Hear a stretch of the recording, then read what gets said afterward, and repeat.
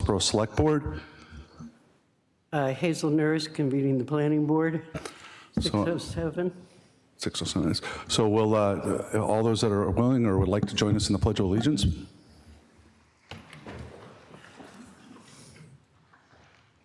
Pledge allegiance to the flag of the United States of America and to the republic for which it stands, one nation, under God, indivisible, with liberty and justice for all.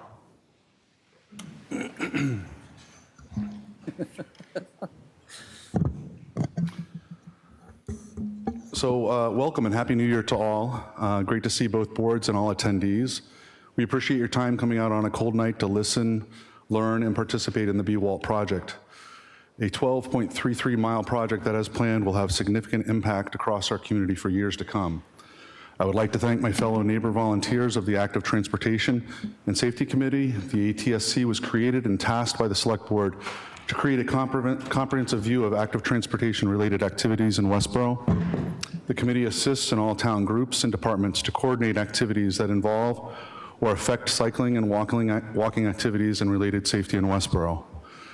The Select Board has charged the committee with a list of specific responsibilities, of which are primarily to advise the Select Board and other town officials and boards of transportation, programs, topics, and safety concerns, making recommendations to the Select Board as appropriate, and additionally to work across town boards and committees to develop multi-use and walking trails across town, as well as to liaise with local businesses to encourage bicycle community and community investment in bicycle racks, signage, and other mutually beneficial amenities. This work is undoubtedly critical for our community in many ways, and I appreciate the hours of work under the board's mandate. Some have asked why this meeting now.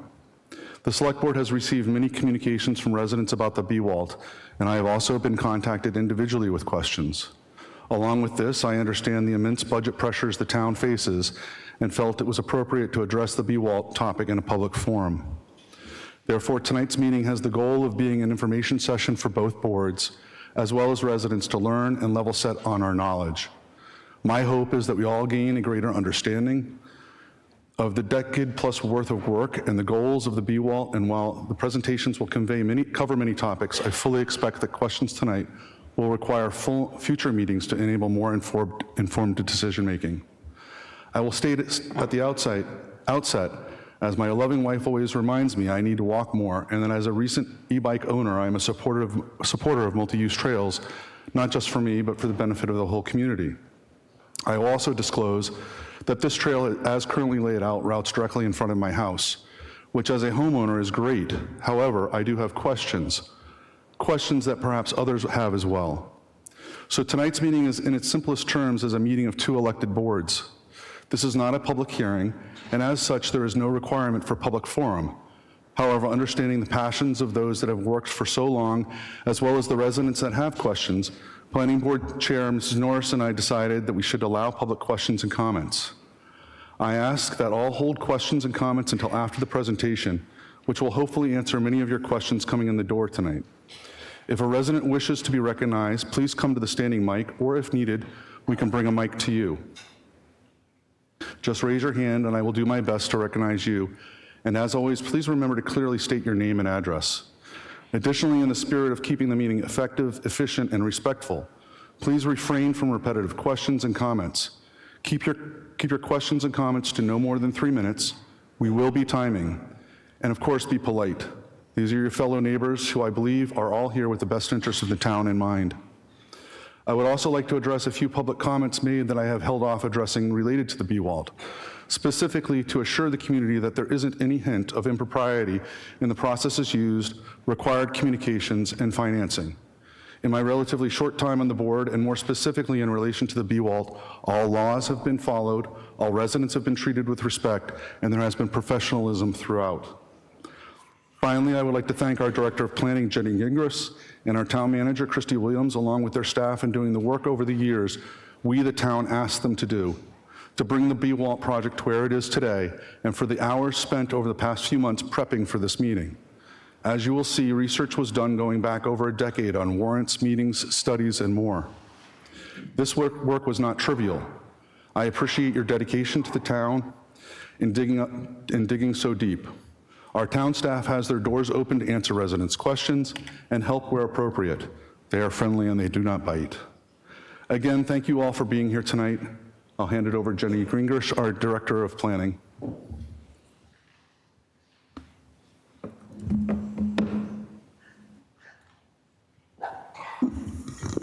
Thank you, Patrick.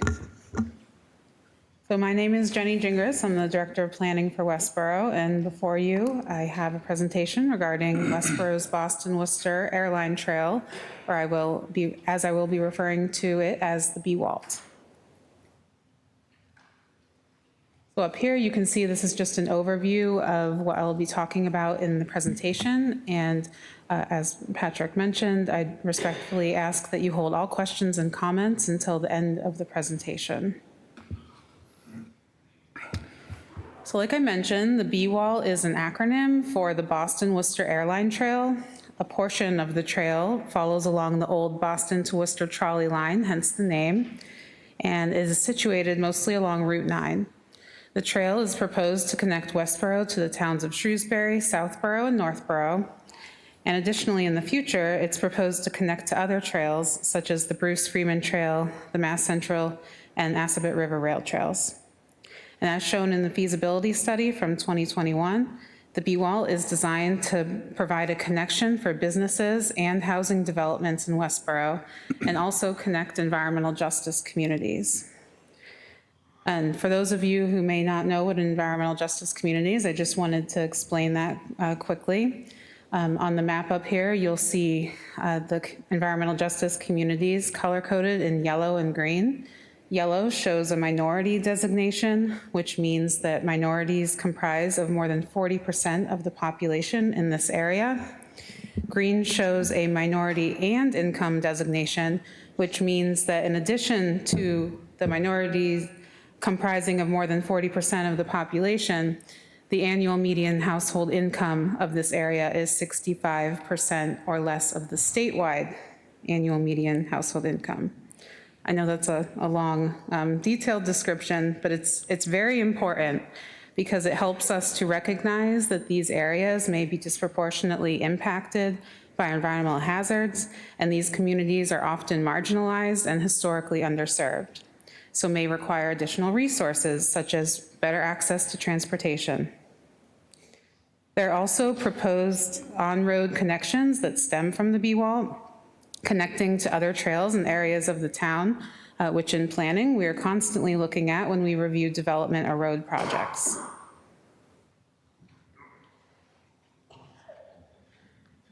So many of these items you see on this slide here for why we are doing the BWALT in Westborough were identified in the 2021 feasibility study for the trail, in addition to reasons identified by Mass Trails in numerous planning studies.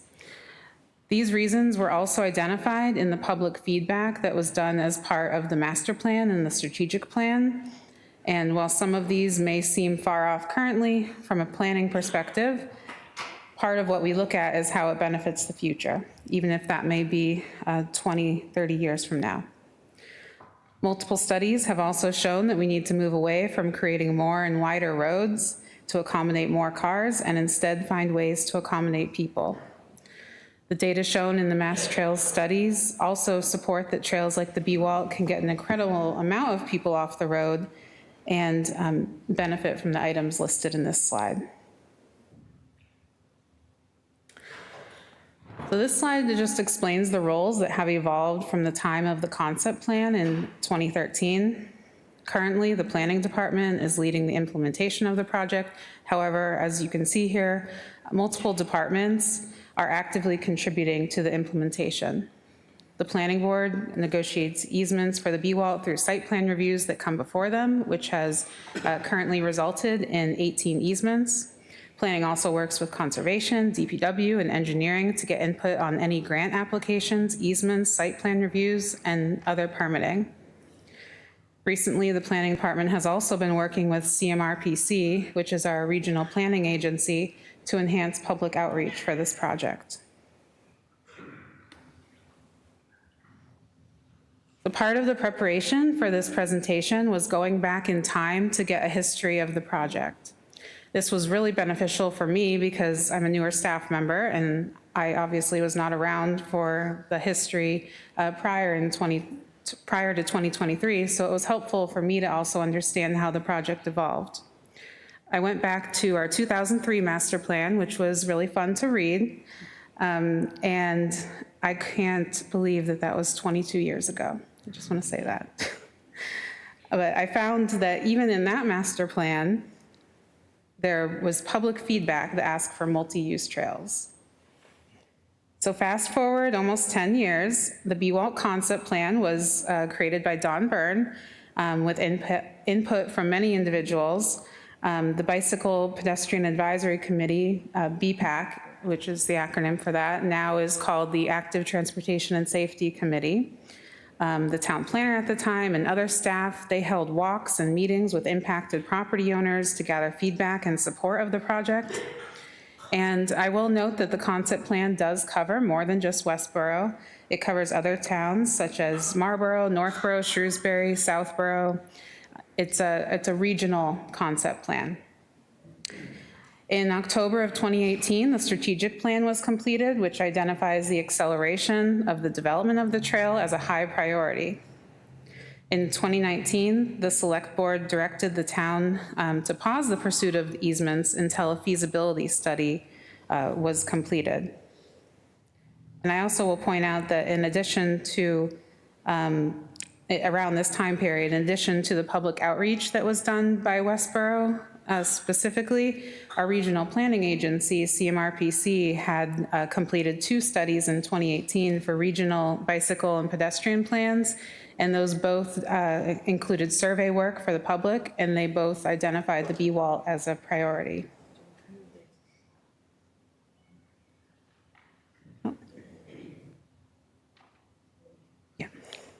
So the feasibility study was developed from 2019 through 2021 and worked through multiple revisions. Don Byrne and Julie Squires with the Active Transportation and Safety Committee gave a presentation to the Select Board on October 26, 2021 regarding the feasibility study. The Select Board had numerous questions and comments at that time, but ultimately there was a vote to accept the feasibility study with the request that the town manager complete an implementation plan. There was also the understanding at the meeting that there will be answers to questions that come up during the easement and design phases, and with the feasibility study accepted, the public will have the opportunity to review the plan and come forward with questions and comments. Almost to present day. So in February of 2022, the town, in collaboration with the hired engineering firm, held a public information session for the Otis Street Corridor Improvement Project. And a small portion of this project included the construction of the BWALT as a shared use path to run from the Arrive apartment buildings at the intersection of Route 9 and Otis Street to down Otis Street. And the BWALT was proposed to end near the intersection of Otis Street and Sassacus Drive. All the property owners that would be affected by the project were invited to the meeting. Then in August of 2022, the town manager presented the implementation plan for the BWALT to the Select Board, explaining that we'll take a segmented approach to the project and work with an engineering consultant for each segment to determine the engineering and design costs. The plan was also to have the community development and planning departments work with developers when proposed development occurs along the trail route. The next steps also included working with CMRPC to create materials and messaging for stakeholders and the community. Overall, the Select Board had positive feedback on the implementation plan and voted to authorize the town manager to continue the implementation of the BWALT. In 2023, the town received a Mass Trails grant to hire an engineering firm to complete a preliminary design of segment 2. All property owners at that time were notified because we were going to do survey work on their property, and that design work is still ongoing, and I'll explain that in a later slide. In addition, as directed by the Select Board, town staff continue to collaborate with CMRPC, and we created a story map, which is available on the website and social media, and held an informational meeting in May of 2024 to go over the trail as a whole. We sent invitations for that meeting to 734 property owners, which were either directly impacted or in a butter to the trail. In January and May of 24, we had the informational meetings, and we continue to reach out to the public. In October of 24, I also joined CMRPC to give a presentation at the Mass Trails Conference regarding regional trails, and that included the BWALT.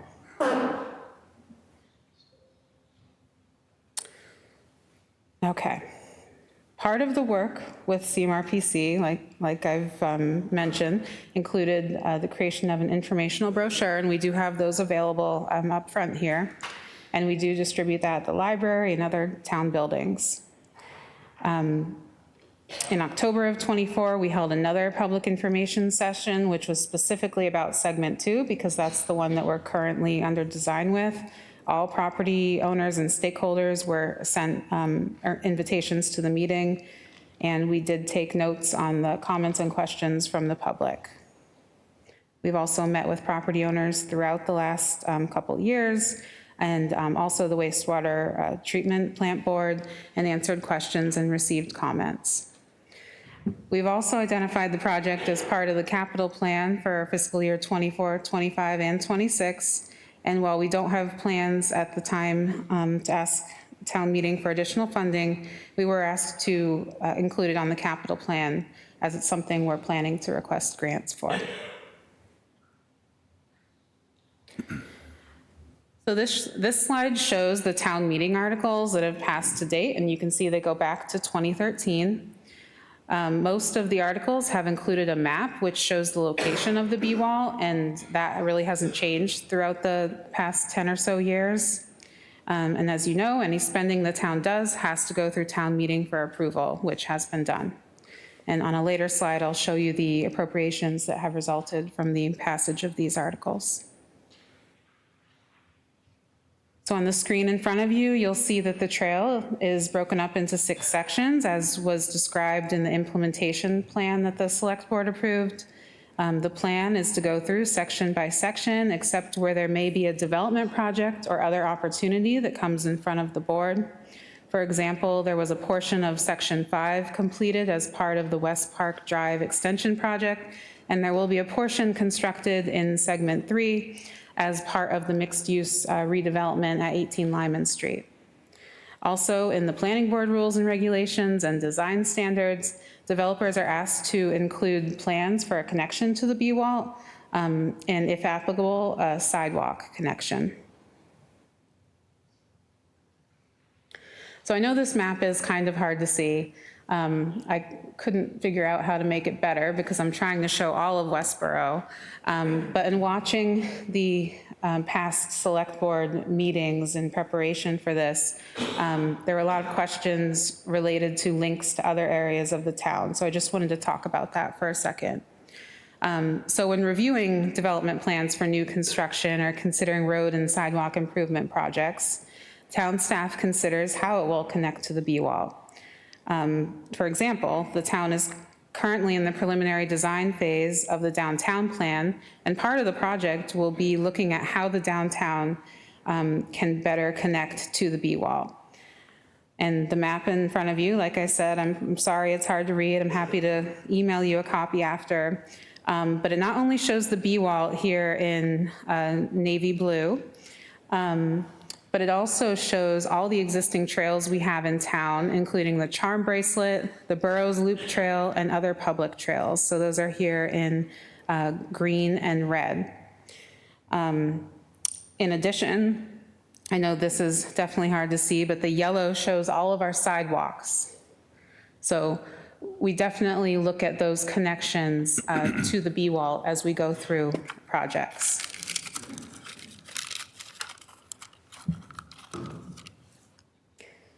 On one other note, I wanted to make another comment in the select board meeting I heard was the need for an active transportation plan, which is a priority in our master plan.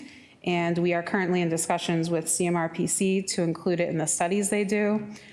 They have relayed that their transportation division has an annual contract with MassDOT to conduct these type of studies for towns. And an active transportation study for Westborough would qualify for that program at no additional cost to the town. Okay, current time.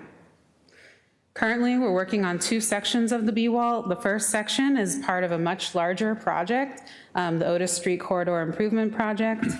The project comes out of our Complete Streets Prioritization Plan and was also identified as a priority project with MassDOT. The project is funded through multiple sources, including Complete Streets, MassWorks, and MassDOT. It essentially provides a multimodal accommodation in the form of safe and accessible pedestrian, bicycle, and vehicle access, improvements along Otis Street, and also connects the residential and commercial developments to areas of employment, and also to the MBTA commuter rail station, which is a really important connection for those developments. And it's just another example of an additional connection to the BWALT. Our grant applications for that project included information about the BWALT, which definitely helped us from the state level when they're considering whether we should receive the grant. Segment 2 of the BWALT is currently in the preliminary 25% design level. We're working with our consultant, GM2, on evaluating an alternative currently to a portion of the section on Meadow Road based on feedback received at the public meeting. We're also working on a draft landscape plan to give residents and affected property owners an idea of what it will look like. And we're also looking into opportunities for funding the next phase of design, which would be to get to the 100%, and then working on getting on the state TIP, the Transportation Improvement Plan, to fund the construction. We do have plans for another public meeting at a later date once we have that information in hand. The other sections here do not have significant progress. However, we have been working on easements as we go through the planning board site plan reviews. Sometimes we can also work with the property owner to request that they construct a portion of the BWALT that traverses their property. There are multiple examples of this that I've mentioned, such as the mixed-use residential project at 18 Lyman Street, and the segment along West Park Drive that was completed as part of a much larger project, the West Park Drive extension. So this map here is in our brochure, and it includes this timeline. Currently, the timeline shows that if we stay on the same path, no pun intended, then the Westborough BWALT should be completed by 2039, or 14 years from now. So pretty long time. Planning takes an incredibly long time.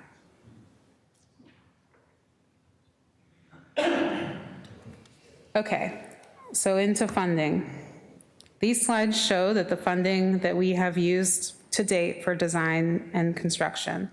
Most of the funding, as you can see here, was received through grants. However, it's important to note that most of the funding is for these larger projects, such as the Otis Street Corridor Improvement Project. That was part of Section 1. For that section also, the town put in $250,000 in ARPA funds, but again, that went towards the much larger project, which the BWALT is a small part of. Section 2 received a $400,000 grant from Mass Trails for the preliminary design, and then town meeting authorized the matching funds of $110,000, which are a requirement of that grant. You'll notice here that I also state, like under Section 3, various town meeting articles, and that is on a later slide. You'll see I break it down, but the town meeting articles, the funding in them didn't cover one specific section. It was more about the design, the surveying, things like that. So it didn't break it down. And then you can see here, I noted section 3, we're receiving a generous contribution of the design and construction as part of the 18 Lyman project. So for sections 4 through 6, there's not much progress on it in terms of spending. Again, I note the various town meeting articles, which covered the surveys and easements, things like that. And then the portion that was constructed as part of the West Park Drive extension project, we received a grant through MassWorks, but that was for a new road, a signalized intersection, and then the BWALT was, again, a very small part of that. So in front of you is a list of town meeting articles that have been passed to date. Most of the articles have included a map which shows the location of the BWALT, and that has not changed significantly since 2013. And as you know, any spending that the town does has to go through town meeting for approval, which has been done for all of these. And on a later slide, I'll show you the appropriations that resulted from them. So here I show the breakdown of those town meeting articles that included the appropriation of the funds. As you can see on the slide, the total appropriation from town meeting since 2013 was $366,114. And then $126,000 of that was out of the open space fund, with the remaining from free cash. So as I mentioned, the BWALT project is included on the capital plan and has been presented to the Capital Expenditures Committee. The amounts here are estimates based on feedback from our consultant. However, the plan is to develop the trail over time, largely through grant funding. And then if funding is needed from the town, we would have to go through town meeting to request that. This slide shows the potential future funding sources for the trail. The plan is to utilize grant funding for the trail, although sometimes we may have to request matching funds for some grants. The source of the matching funds can be from private developers or property owners, as I've stated. And again, if needed, a request from town meeting to authorize the usage of free cash or spending from the open space fund. For the construction, there are some developers that will have agreed to construct a portion of the trail as part of the project. However, the plan is to have a majority of the trail constructed as part of the state's TIP. And for easements, we have not paid for any easements to date. All of them have either been negotiated as part of the planning board site decision process or part of the Otis Street corridor improvement project and gifted to the town. Lastly, on maintenance, I know that that was a question. It's an ongoing question, so the state's TIP may cover some of that expense. And in conversations with other towns, there have been friends of groups, so like the Friends of BWALT would be an example, that have generated funding to do the maintenance. And then there are some cases, such as the Otis Street Corridor project, that the town may be responsible as they would be for an existing sidewalk network. Okay. I thought this was important to talk about for public input. As shown throughout this project, the town is committed to engaging the community in shaping the development of the BWALT. Feedback is carefully reviewed and incorporated into the planning process wherever feasible.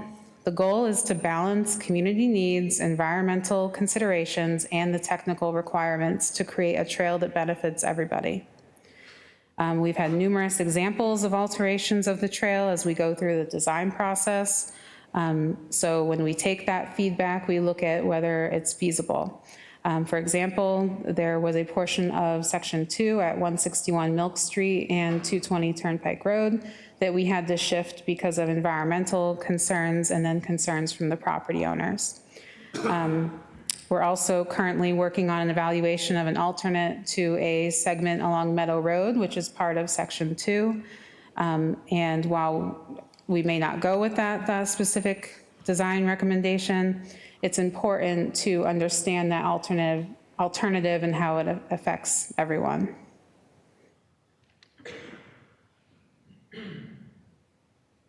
Okay, so this slide here just shows examples of trails in other communities, and I'm sure most of you have probably been on some of these trails as well. From what I've found for these trails, the funding is similar to what I've described for this project. It's typically state or federal funding or grant funding. Most of these trails connect with other communities and took years to complete. Some are still in progress. I would also encourage you to read the Mass Trails Shared Use Path Impact Study, which was done in 2019, because it does describe the financial and economic benefits that towns have received as a result of these types of trails. I also just wanted to point out the Putnam Bridge Trail in Connecticut, which actually runs along a highway similar to what we're proposing for sections of the BWALT, which run along Route 9. And you can actually do, through the Google Street View, you can go along the trail, which is really cool, and see how they set it up adjacent to the highway. Okay, thank you for listening to my presentation. Thank you, Jenny. So at this time, I'll open it up for questions. If you'd like to come forward, please feel free to come up to the mic or let us know if you need a mic brought to you. And please state your name and address, as well as keep your comments to 3 minutes. Thank you. Yeah, I know. Our assistant town planner is going to use visual aids from me and certainly the speakers to let us know when you're approaching your time limit. So yellow is going to be yet 1 minute left, and red is your time is out. Okay? Well, I would have gotten John Arnold's stoplight if I had more time, so. Go ahead, Janet. Okay. Hi, my name is Janet Anderson. I live at 7 Chauncey Street. I've lived there for 27 years on Chauncey Street, and I am very much in favor of the BWALT. I should start out by noting that one section of it, I believe it's section 6, would go right by my house, so I have a vested interest. There obviously are some very important reasons to build it. They've already been noted. The ability to exercise and get recreation, including people with impaired mobility being able to go out and take a walk in the woods on a paved trail, which they may not otherwise be able to do. And being able to commute to the commuter rail station, et cetera. So I won't read that part of my notes. But the creation of this trail is especially important to me because I live north of Route 9, and the residents of my part of town have for a long time been cut off from the rest of town by Route 9. We cannot safely bike or walk into the center of Westborough. The proposed side trail leading up Chauncey Circle along Chauncey Street and up Lyman Street will be a lifeline for those of us who live in the area of Lake Chauncey, including, and it's a huge area, the residents of Chauncey Street, Chauncey Circle, Oak Street, Haskell Street, Bayard Lane, Canfield Street, Endicott Drive, Baylor Avenue, Wachusett View Drive, the Del Webb Chauncey Community condominiums, and several other streets. This trail would allow us to safely leave our cars behind and bike or walk to the rest of our town, which we can't do now. The part that I'm most excited about is the plan to put the side trail along Chauncey Street where I live. The residents of Chauncey Street and the many others who walk and run and bike along this street urgently need this side trail. Chauncey Street is very narrow and winding, and it receives a huge amount of vehicular traffic because it parallels Route 9 and people use it as a cut through. People in my neighborhood can't even safely go out and walk our dogs. In addition, many people run or walk in a loop around Lake Chauncey for exercise every day. The section of Chauncey Street where the new trail is proposed is the only part of that loop around the lake that currently has no sidewalk, forcing people to run in the street as cars jam on their brakes and try to dodge them. Out my front windows, every day I see a virtual parade of people running and walking by my house, taking their lives in their hands. This trail needs to be built before somebody gets killed. Once this trail is built, walking or biking around the entire lake will be a safe and easily enjoyable activity for all. In fact, I would propose that the spur trail on Chauncey Street be extended up as far as the Tennis and Swim Club, because it's my observation that many of the runners originate there, run around the lake, and then go back to the club to shower and change. I also want to add that I'm a board member of the WCLT, the Westborough Community Land Trust. Although I do not speak for that organization, I would like to point out that WCLT's Charm Bracelet Trail System is highly tied to the BWALT, with the routes being the same from the Walk-Up Robinson open space area to East Main Street and from Milk Street to Otis Street. So, Jen, just wrap up if you can. Okay. There are going to be new concerns surrounding anything new, but I would urge that we try to work through the concerns and build this trail. Thank you. Anyone else? Mitch?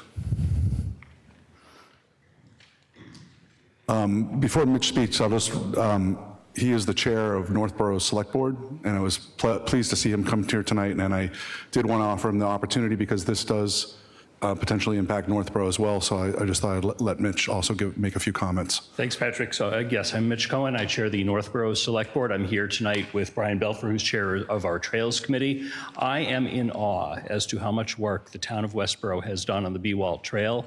You are certainly far ahead of where Northborough is. However, just the other night, on the Northborough Select Board had a presentation from your friend Don Byrne. We sent you a letter, I think this morning, which I will briefly read. Dear Westborough Select Board and Planning Board, we are very interested in moving forward with a feasibility study for the Worcester-Framingham BWALT Trail through our town in the near future. This study will help us refine the proposed route and identify any necessary easements in the section of the trail, ensuring a well-planned and seamless integration into the community. Obviously, there are at least 2 segments of the Westborough BWALT that will move into Northborough, and we're very eager to move that along. We wish we were further along than where we are now, but we're going to get started. And it's an awesome opportunity for our 2 towns to work together. And look forward to seeing all the work that you're doing, and then hopefully within a couple of years, some work that Northborough is doing. Thank you, Mitch. Thank you very much. Let me hand this over here. Andy, Mr. Koenigsberg, I should say. Andy's fine. Andy Kenningsberg, 3 Smith Street. I'd like to first start out by saying that the only reason we had a feasibility study done was because $58,000 of grant money for trail construction was mismanaged back in 2017 and had to be redirected to the feasibility study before the grant expired. I know this happened. I was in the room when that decision was made. The BWALT study, feasibility study, was never formally reviewed by the public before it started implementation. Yet it's on the town website, but no one ever had the opportunity to question or comment on it, like we had with the downtown traffic study, library, and community center. I wrote 2 extensive reviews providing detailed commentary on deficiencies of the BWALT feasibility studies in 2019 and 2021. I submitted them to the town manager and select board and got no response. Westborough's office buildings have a 40% or more vacancy rate. Chris Egan of Caruth Capital tells me his commercial real estate business in Westborough is struggling. Justifying BWALT as a commuter trail in the post-COVID era makes no sense. In the meantime, life-threatening bicycle and pedestrian issues are going unaddressed all over Westborough. People have to walk in travel lanes. Cyclists have less than a foot of paved shoulder on many sections of our roads.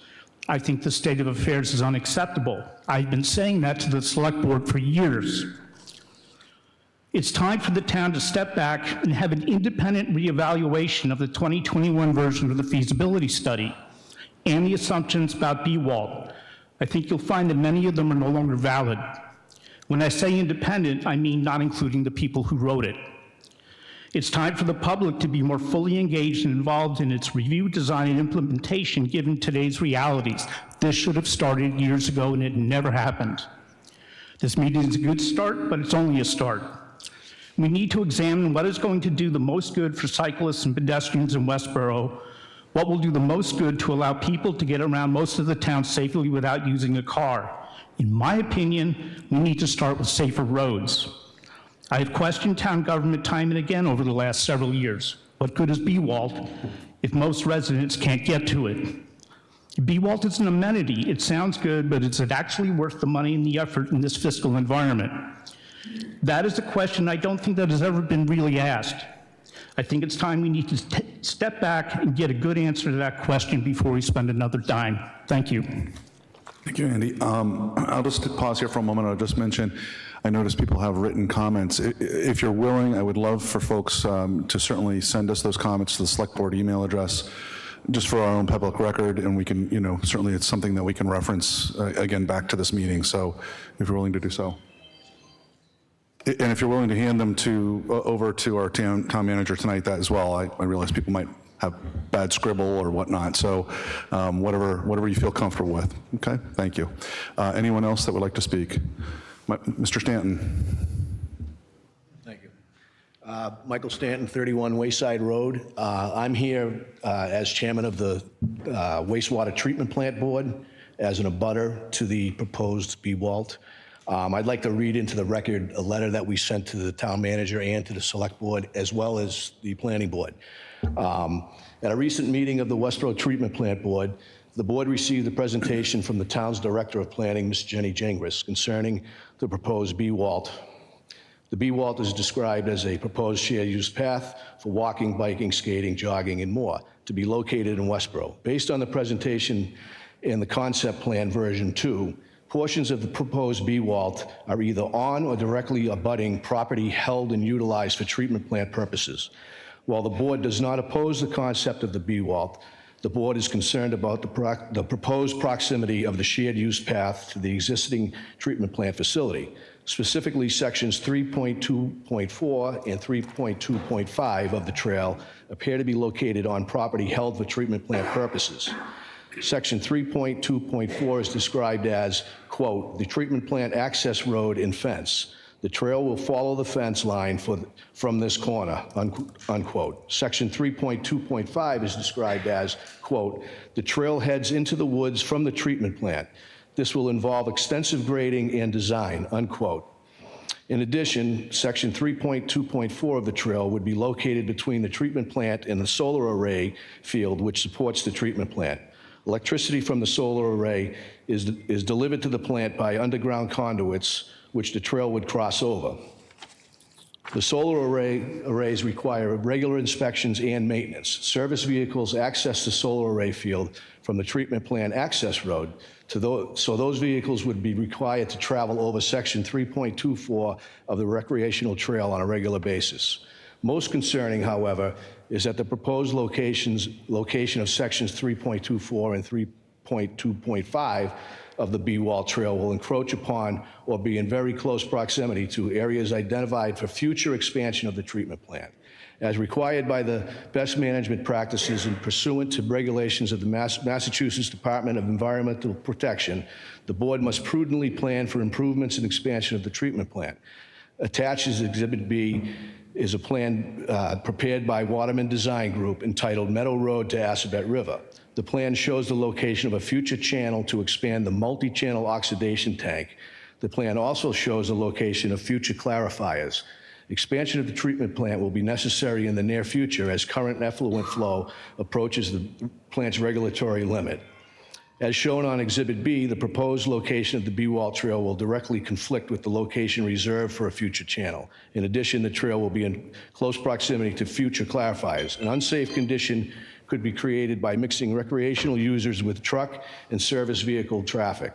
For instance, service and repair trucks will require access to the perimeter of the future clarifiers. It is not certain if there will be an adequate distance between the future clarifiers and the trail to allow truck access.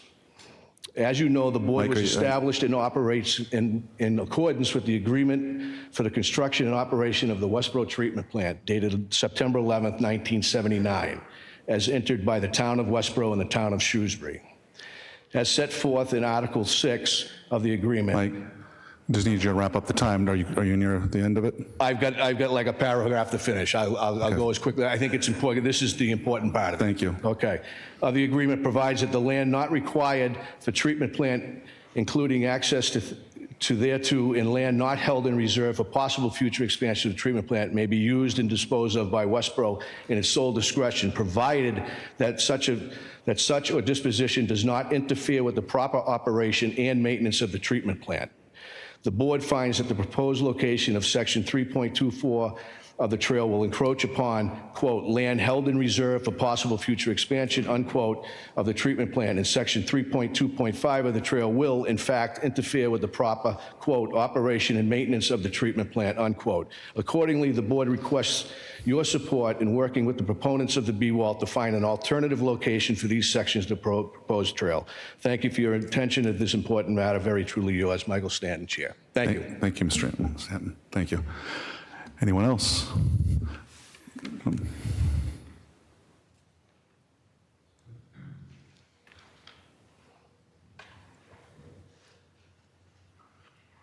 My name is Melanie McGee, and I'm from Shrewsbury. I live at 28 Oak Ridge Way in Shrewsbury.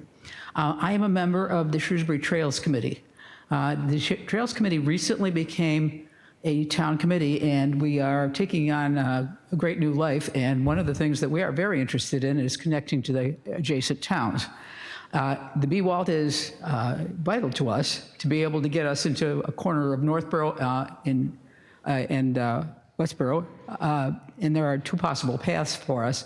But we really would like to see this continue, and it'll help us a great deal to maintain our connection to this part of the country.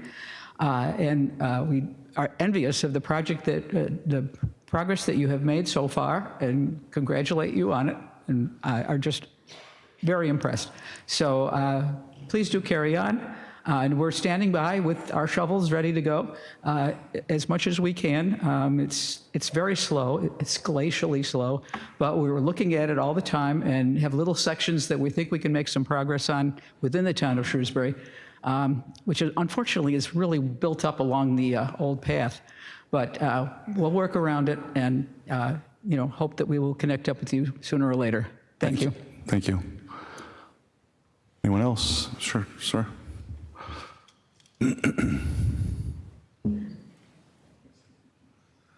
Hello, I'm Caleb Kusmal. I'm a resident of Berlin, Mass., so a couple towns north from here.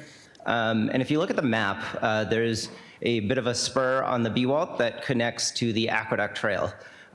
This is a trail that there's some plans for it to be developed, but if you're okay with the dirt surface that exists now, it's already connected to the future Mass Central Rail Trail that runs through Berlin. Looking at the map, I think that the BWALT has a very outsized importance among the rail trail network. We can get people from Clinton, Worcester, and Framingham, major population centers, with honestly a relatively simple project. And I just want to be here to express my support. I brought a couple of members of my running club and some of my neighbors here who are really excited to see this trail develop. They love to hear me share the progress that we've had on the Mass Central Rail Trail. So I'm really excited what this brings to all of our communities for surrounding towns, and thank you for letting me share that with you. Thanks. Thank you very much for coming in. It's great to hear the support from the surrounding communities.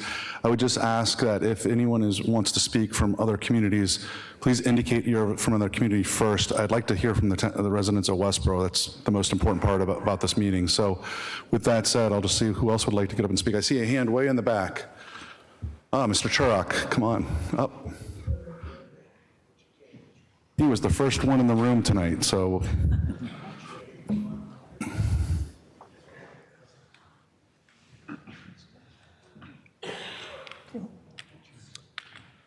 Andy Churrock, 25 Imperial Court.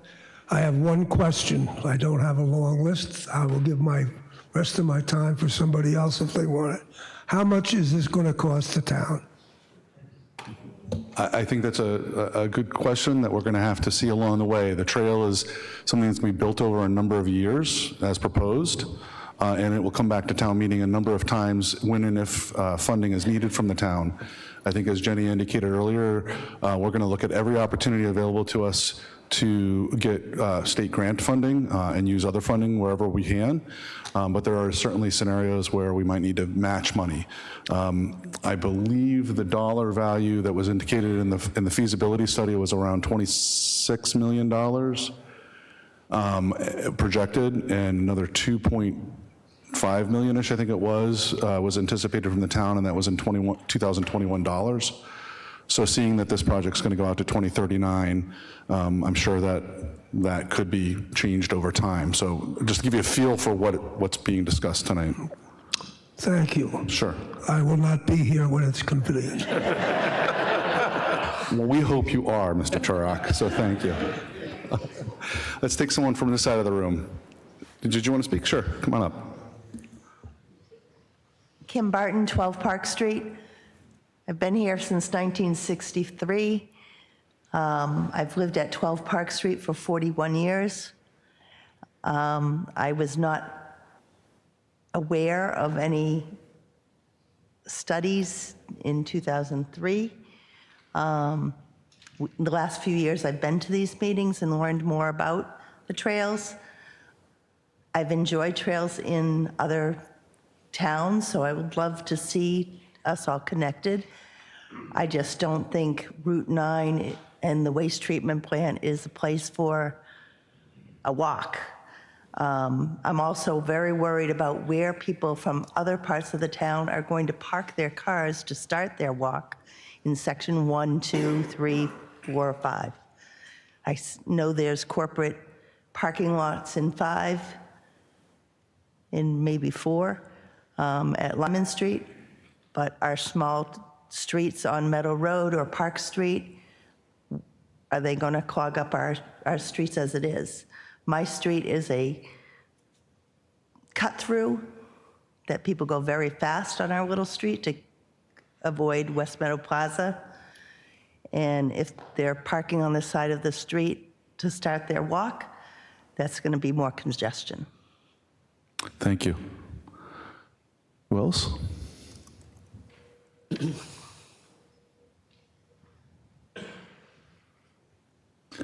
Coming from the nosebleed seats back out here. Welcome. Thank you. I'm Dasha. I live at 10 Rocklawn Road, which passes through section 4 of the BWALT trail.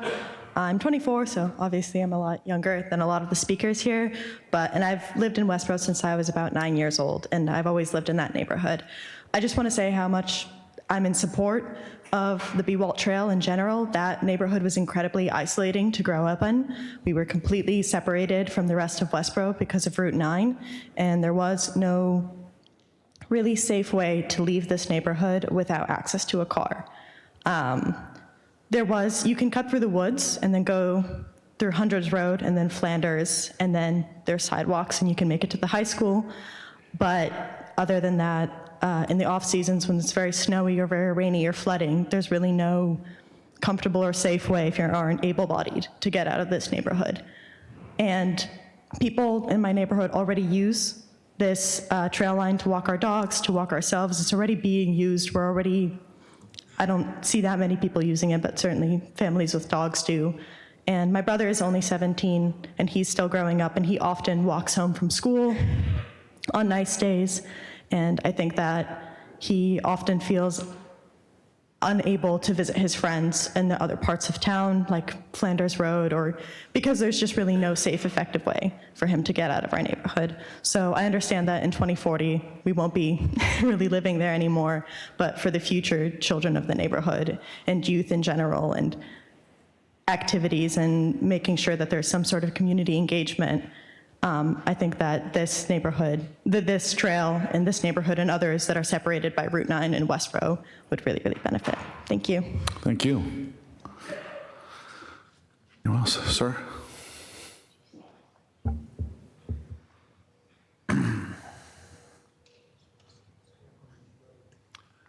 I'm Ken Kelly, 10 Hancock Way.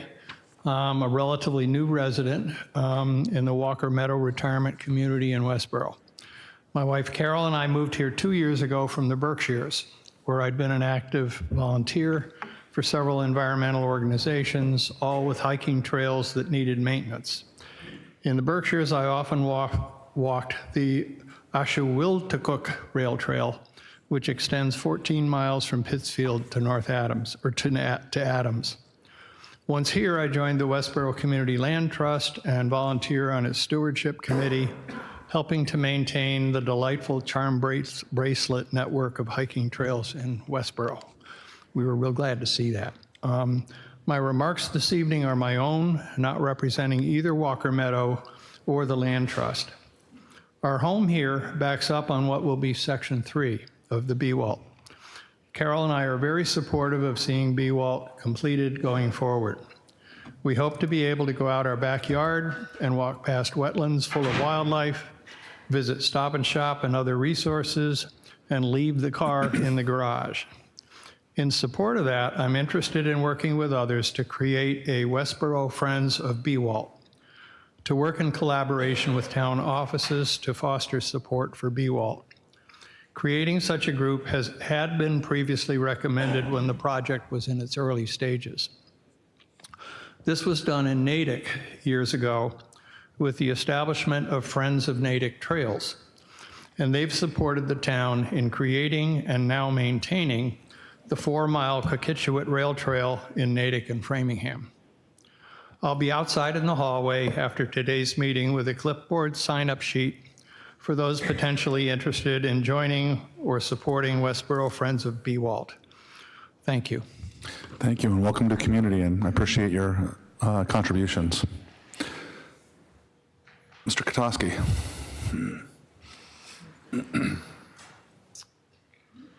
Thank you. Rick Kotowski, 5 Arch Street, member of the Treatment Plant Board.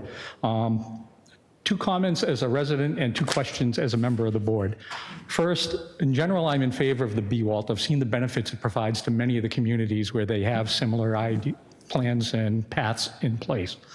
The one concern I have after hearing some of the input today is that this seems to be being done in a very much piecemeal fashion, and I'm just concerned that doing it that way, we end up in a situation at some point where part of this is done and we get to a point where priorities change or funding changes and we end up with not a complete project. As a member of the Treatment Plant Board, it's my responsibility to ensure that the intent of the operation of the plant and the responsibilities of the plant are met to satisfy the town of Westborough and the residents. And with that regard, I have 2 questions. The original plan that's shown on there shows the path coming along the fence line that is no longer the limit of the plant. The plant has been expanded to include an electrical grid that supplies a significant amount of power to the plant on the southern side of that. And this path at the current location would cut right between that grid and the plant. So my question is, was any redesign considered when that electrical location was selected and constructed? The second question I have is, it's been clear in some of the treatment plant board meetings that there's not a clear understanding of where we are on some of these portions in terms of design or construction. And I just want to make sure that my concerns are heard so that going forward, whenever something comes up that is going to impact the plant, be it additional design or construction, that there are mechanisms in place that we become aware of that. I realize the town is the one that owns the property and is probably legally considered the stakeholder and the owner and everything there, but clearly the treatment plant board is definitely, concerned about what goes on and should also be considered a stakeholder. Thank you. Thank you, Mr. Kotowski.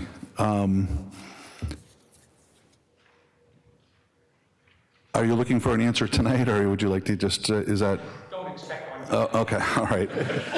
I think as the night goes on, we might get some conversation about that. So I see another hand from the back here. 2 gentlemen. I'll take the gentleman in the glasses first. Yep, yep, go ahead.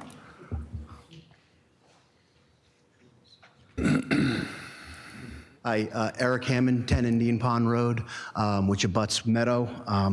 I think there's arguments on both sides, but I wanted to thank the portion of the presentation where an alternate route is being considered directly on Meadow Road, because I know that one of the larger concerns the residents of Indian Pond Road, Fairview, and Meadow have is that little section. So you'd mentioned an alternative route is being discovered or thought through. Will we get an answer on what went into weighing the current path versus an alternate and why you chose one way or the other?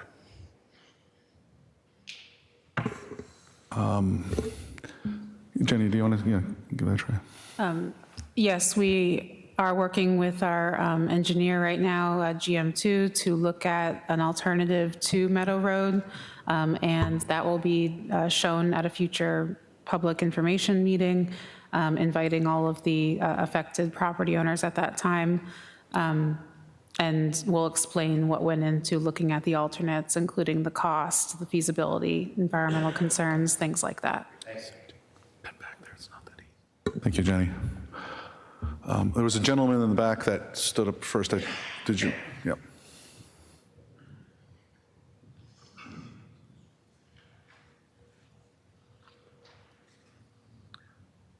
Good evening. My name is Craig Della Penna.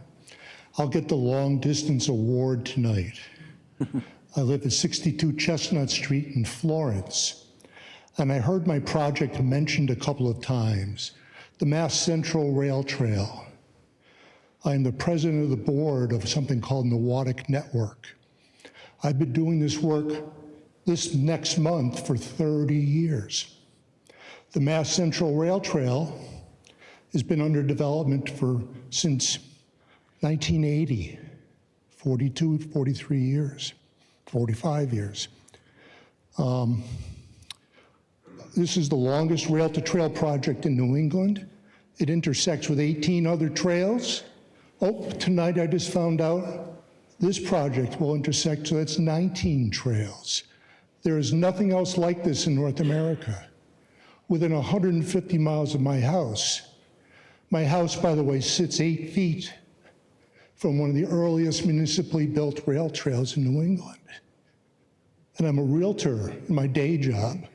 I specialize in the sale of houses near such places. I am the first realtor in the United States in that regard. We will be, at the end of next year, this coming year, sorry, we're going to be at up 75 of the 104 miles open. And I've been watching this project for several years. I've been in the background of this. I've written 3 books on this subject, 1,200 lectures in 21 states. I've been watching the BWALT Trail. The first rail-to-trail project in the United States was actually outside of Chicago. In 1963, a trolley corridor that now is called the Illinois Prairie Path in Cook County, just west of Chicago. Trolley corridors are hard to reassemble, but they're doable over time. And you're taking the long-term view of things. Thank you for all your hard work. It'll pay off in the end. Thank you. Thank you very much. Sir.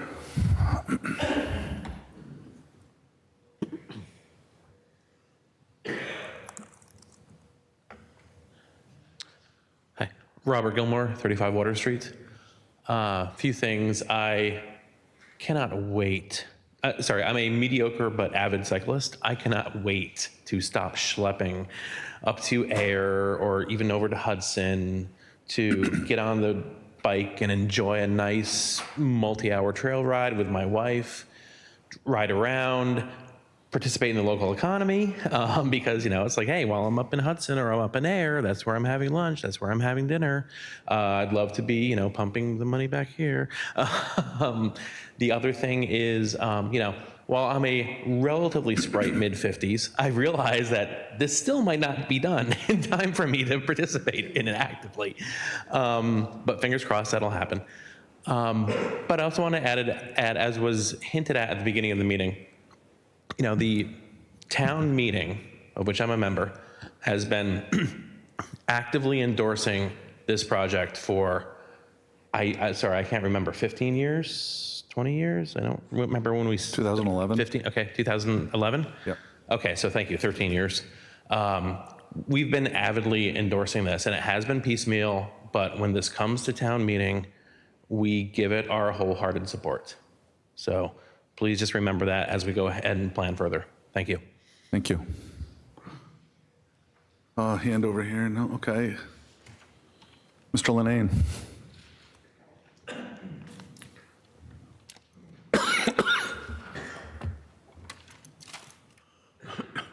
Bill Linnane, 21 Deerfield Way. Fourth generation here in town. Enjoy biking. This is another great summary, and I appreciate all the work that went into it by all the boards. I became aware and excited many years ago when the BWALT trail was presented to the CMRCP. The town proceeded with multiple studies and reviews. At times, BWALT has been misleading, i.e. the basis of reality and financial management. This current report is to get to a point, finally, to decide, is the original dream project feasible? The initial ideas were not evaluated realistically. Money's misdirected. The early development of the BWALT was misleading. I may be at a time where bike and pedestrian team working together with others and with state agencies was not really happening. I have wished from the beginning presentation to CMRCP that many years ago that a combined trail would come about here in town. I enjoy a number of trails, well over 50. However, I despise having to get to drive in the car and drive to enjoy a good trail. At my age, riding on the roads is less than a good idea. And the fact that my family has been hurt and actually seen death on the roads doesn't help. So at this point, my recommendation is to get the current study completed, including the alternatives. Review the recommendations along with past information, and then take a course of action. I appreciate current status, current updates that may come along. However, I don't think that we need to interrupt all the time. I think we need to have updates on the study that's being done. Thank you. Yeah, just to clarify something, Mr. Linnane, the feasibility study was actually completed in 2021 and accepted by the select board at that time, and that has been the basis for the work that's gone on over the last couple of years. As described previously, as there is more feedback to the proposed route, there may be opportunities for alterations to that plan for reasons, right, as we start to look at it a little more closely. But to my knowledge, there is no intent to reopen up the feasibility study and kind of begin again at this point. It's purely... I don't disagree with anything you said. Maybe a word or two is not the same that you would use, okay? Yeah. I think we're at a point that stay away, stay out of the way, give us updates, the community updates, get it to a point where we can make a decision once and for all, if this is the right path, okay? Yep. Thank you. Thank you. Anyone else? Sure. Yes, I can see you back there.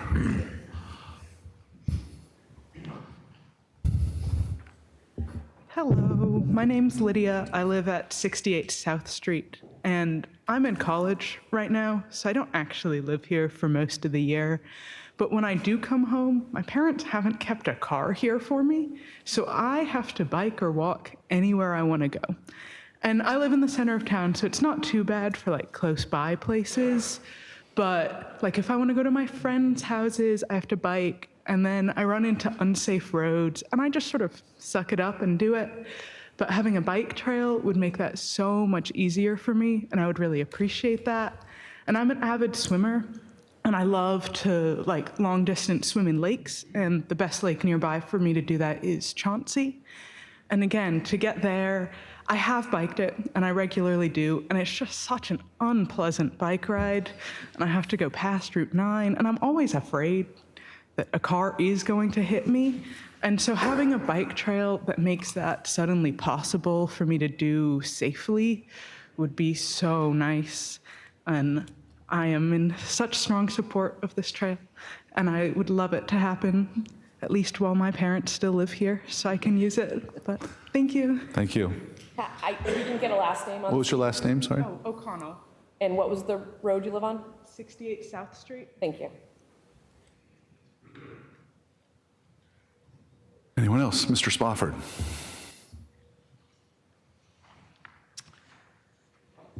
Thank you. Jeff Spofford, 15 Old Colony Drive. You know, in my practice as a lawyer, I always get up in front of people and I've got a very strong position. Today I came and I wasn't sure what my position was. I really wanted to hear things, and I really appreciate the presentation you've given. I appreciate everything the boards have done. I'm here as a cyclist more than anything. In 1983, when I was 20, I bicycled across the United States, and the next year got asked to be on the committee, the founding committee for the Minuteman Bike Trail. So that's, you know, now a fabled bike trail. I think I've ridden almost every trail in Massachusetts, every bike trail I can find. I commute to work in Worcester when I can on bike.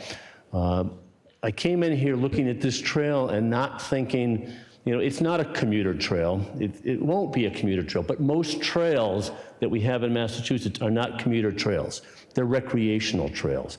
They're trails that give an outlet for people on bicycle, people on foot, people on rollerblades, which I can't stand because as they swing out, you can't get your bike going past them, but that's different. People with strollers, multi-use trail. This trail will offer an awful lot to this community. 2039 seems like an awful long way to get to, and I do share the concern about the piecemeal nature, because I don't want to get to the stage where we've got 3 sections done and we don't get the funding for sections 4 and 5.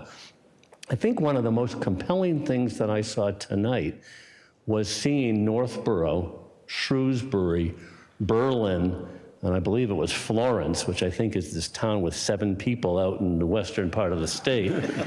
And in hearing that there are not just our thoughts that we may go elsewhere, because it'd be great if we could, but other communities looking towards what we're doing with the idea of tying into us somewhere and making this part of a multi-town trail, because I didn't see it, but they're seeing it, we're seeing it. I would urge the town to keep moving forward. Recreational bicycling is wonderful, it's healthy, it's terrific, and it's not as safe as it used to be. You know, as a bicyclist who's out there now, I hate it when I see the top of someone's head when I'm riding, because they're looking at their cell phone. They're distracted. We didn't have that when we were kids. It's changed. I still like biking on the roads, but biking on the trails is a wonderful thing. And I urge people to go try some of the trails. If they have any questions, go to Marlborough, go up to Air, try those trails. None of them are commuter trails. They're all recreational trails. I'd love to see this get into the center of Westborough. I'd love to see it become integrated into our town itself, into the center where we can ride it more. So I'll even get a musical kick out. Feels like the academies. You're done. So I thank everybody for all of your effort. Thank you, Mr. Spofford. Anyone else? Oh, yes.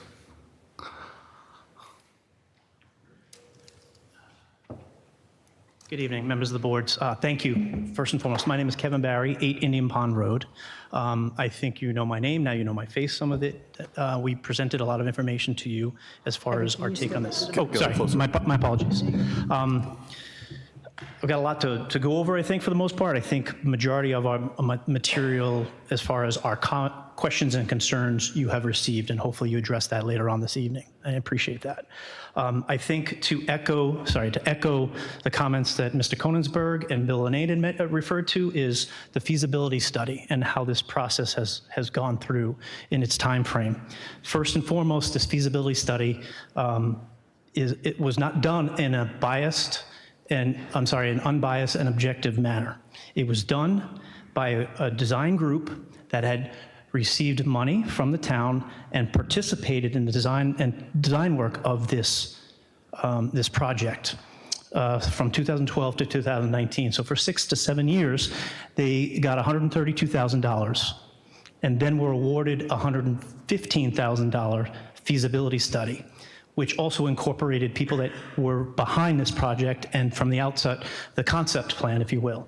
So for the most part, objectivity was not there. And what our main concern is, and first and foremost I didn't say, is we're not against rail trails.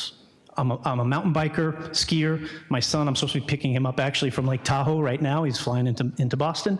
But for the most part, this is not a rail trail per se. I spoke with Craig Della Penna, and his comment to me, and on record, is in the United States, there's 25,000 miles of rail trails that were converted from former railroads. As far as electric trolley lines, which this is, there's only a few hundred miles to speak of, where they're very harder. And he said that, quite frankly, he gives kudos to the concept creator numerous times, but he said he would never have touched this with a 10-foot pole, is what he said to me when I spoke with him a couple months ago. I've also spoken with Shrewsbury, Northborough, as well as Southborough. Some of the people are here today. They have concerns as far as our segment. What my main concern, too, is on the cost of this. And what's been hidden and transparent is the overall cost, as someone had mentioned, was we're talking $24.4 million from that feasibility study. It could go upwards of $35 million because the only way to connect to Southborough is to build a tunnel under 495, which costs $10 million in funding. You can talk about funding and different grants, but as we're seeing with the Otis Street project, which we were at the select board meeting on Tuesday, there's a gap there of over $3.5 million. So what's to say that doesn't happen here? My counterpoint as far as the articles that were presented, I went through and looked at those. So of the 13 articles that were presented that it's talked about this study, 8 of them were for funding.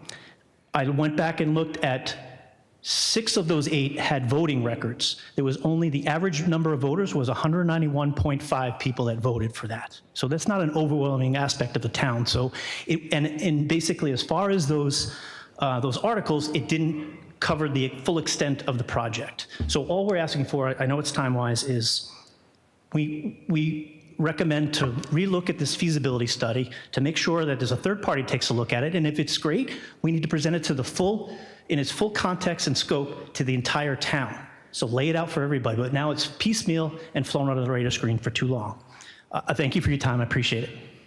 Thank you. I'll just clarify just one point on that. The feasibility study has been posted on the town's website since it was accepted by the select board in 2021. So it has been accessible to the community, and I believe that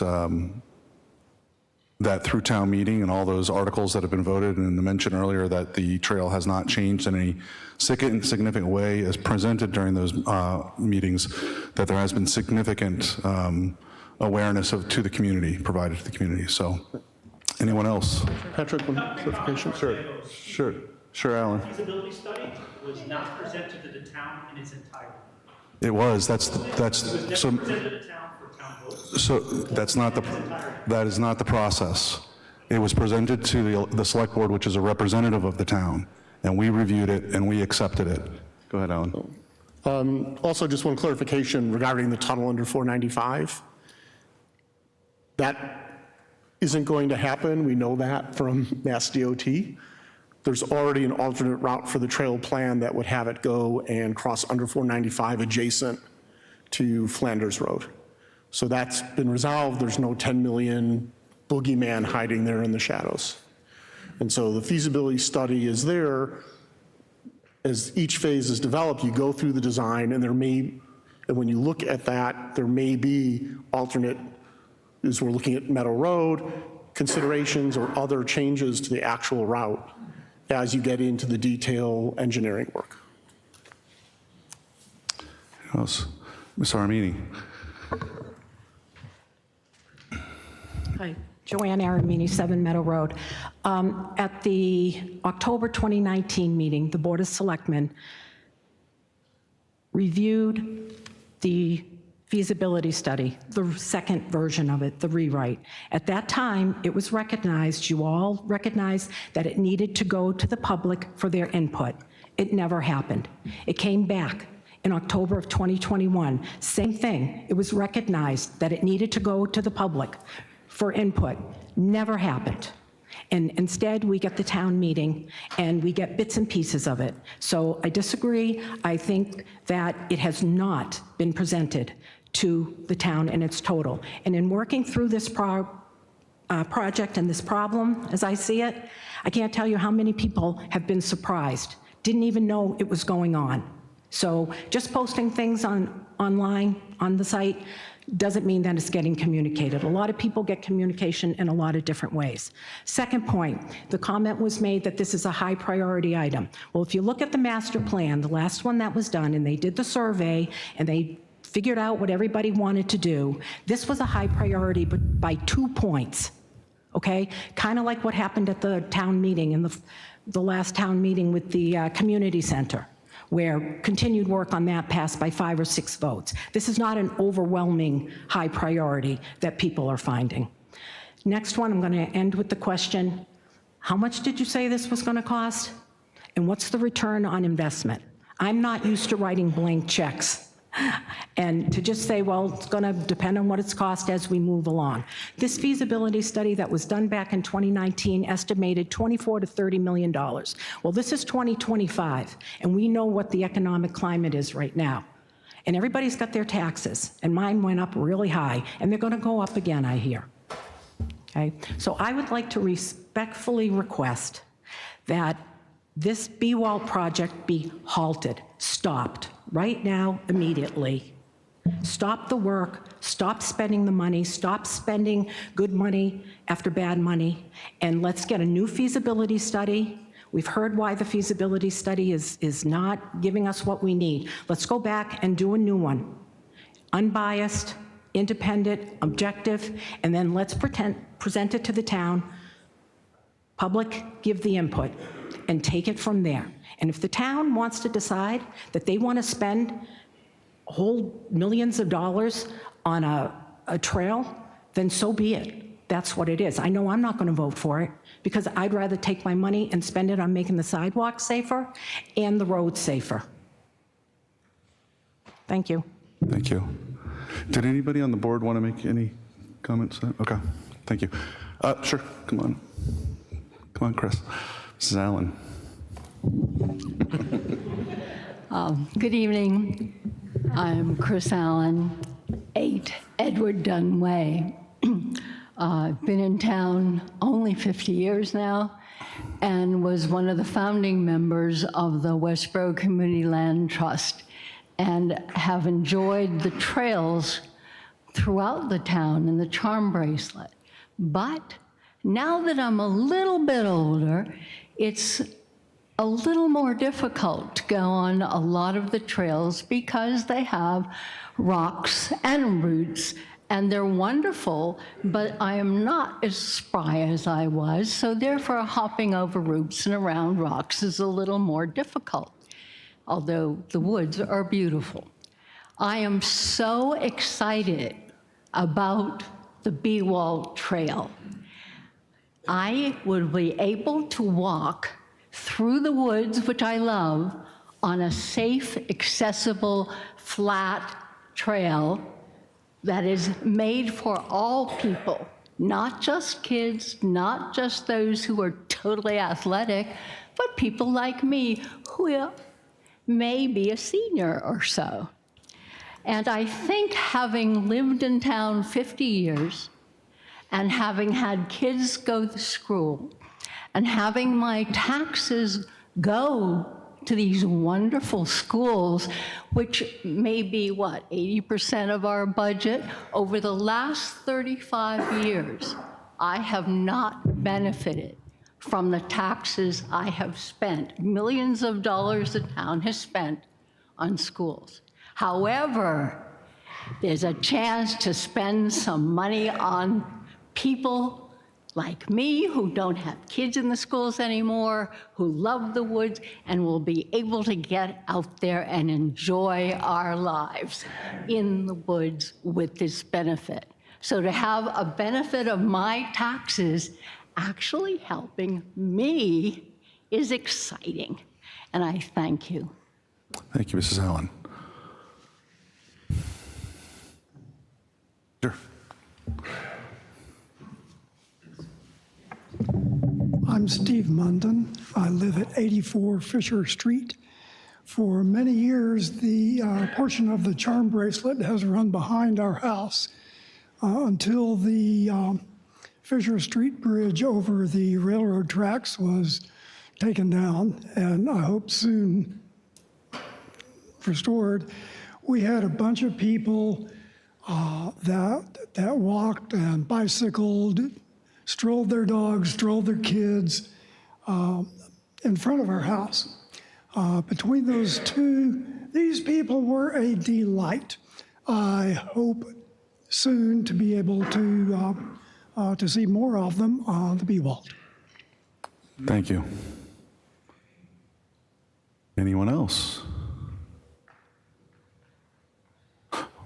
Sure.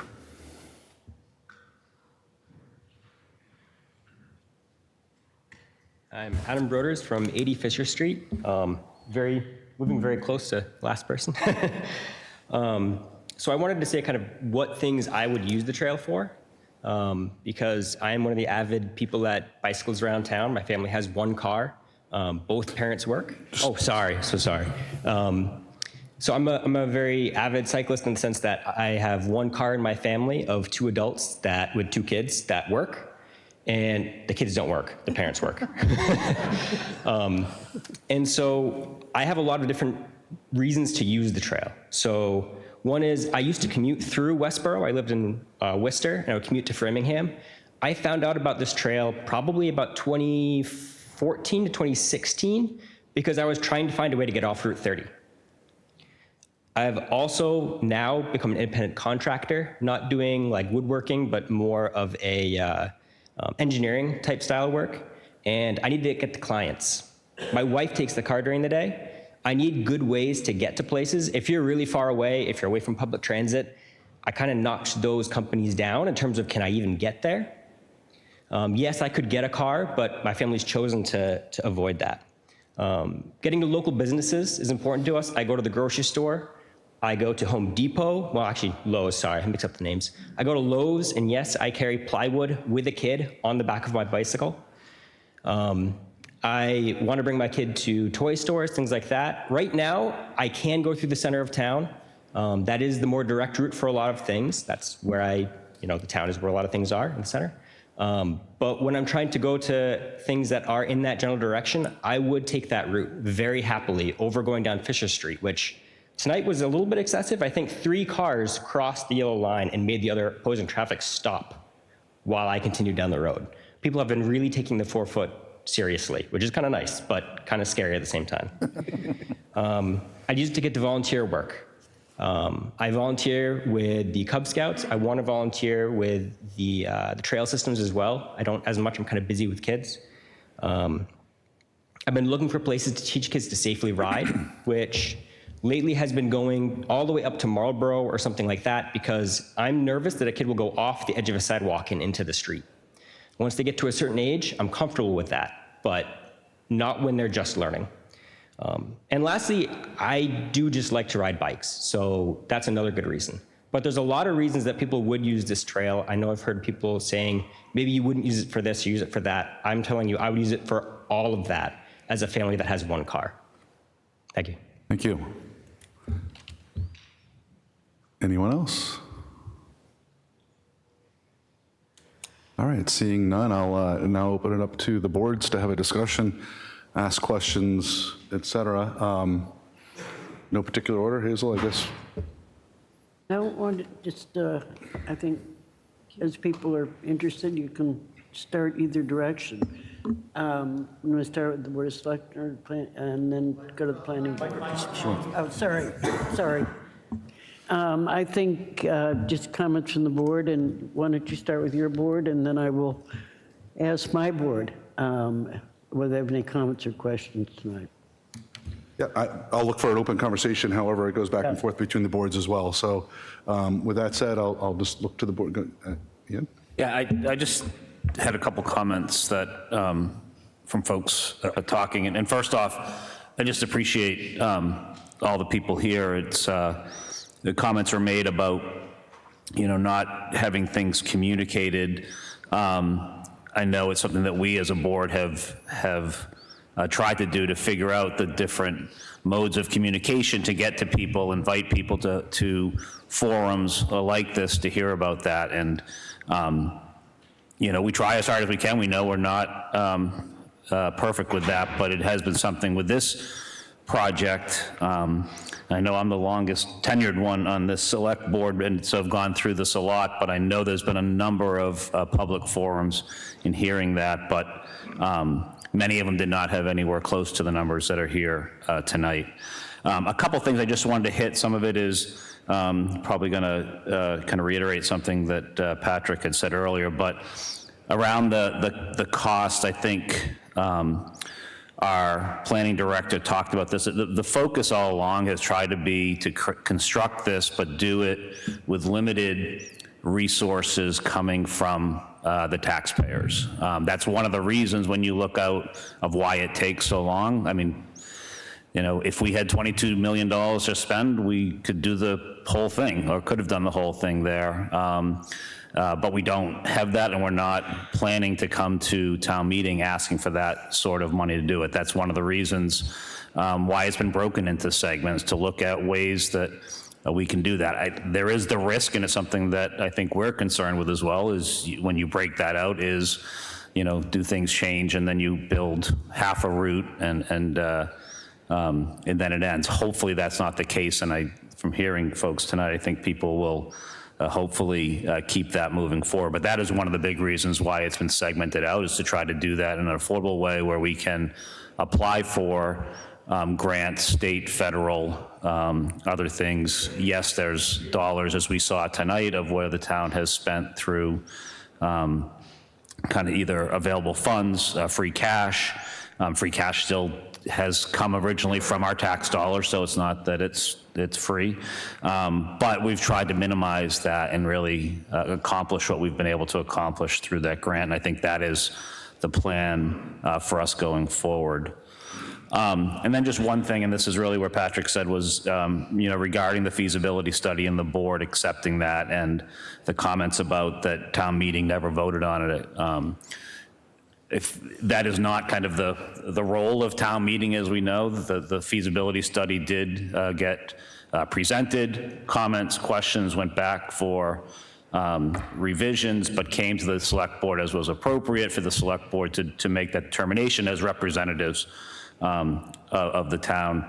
And then that was where we accepted the feasibility study, and as was said earlier, directed the town manager to put together the implementation plan, which also was talked about this evening.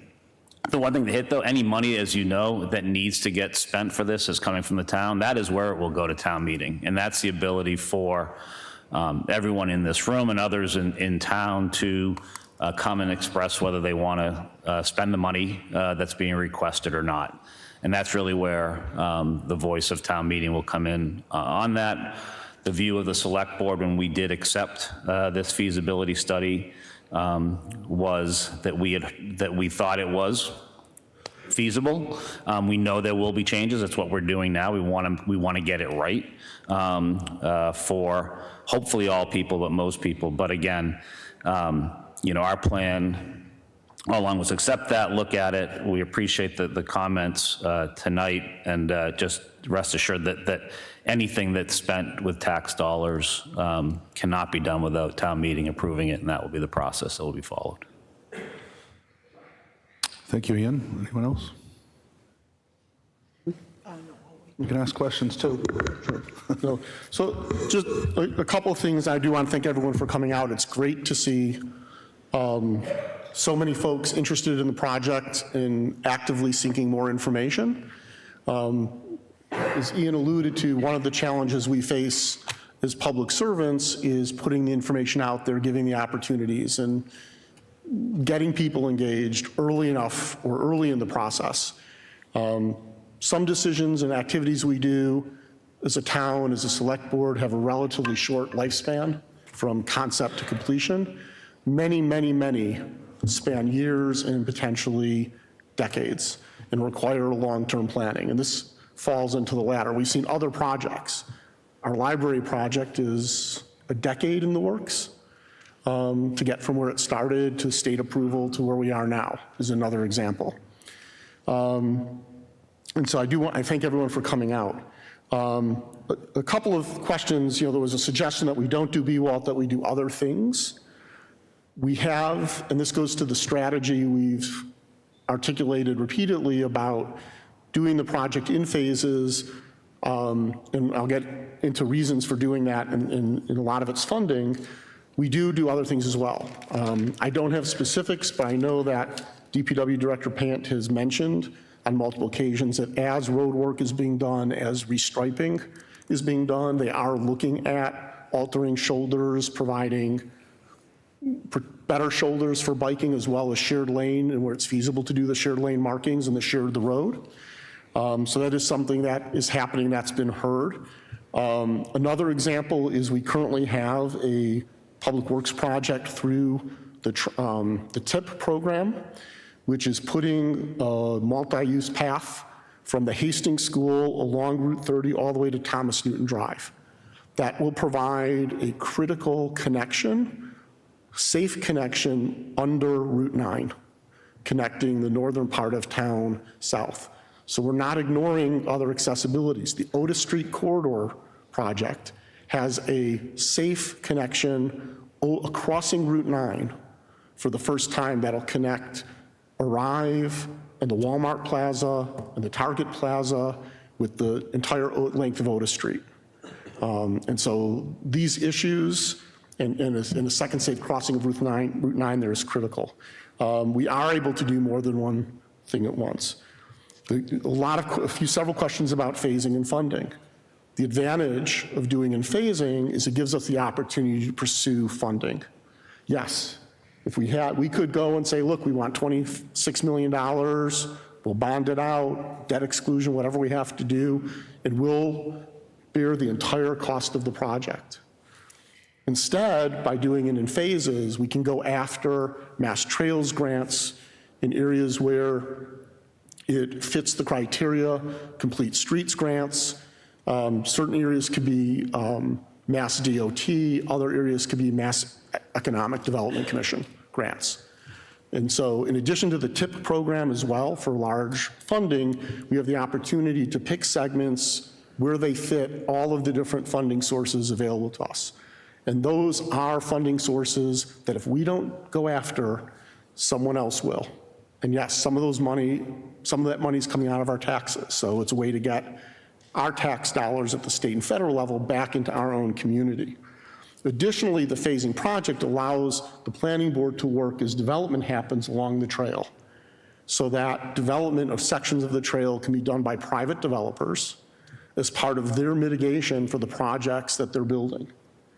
And those negotiations have to happen before the permit is issued, because once the permit's issued, the project's going to go forward.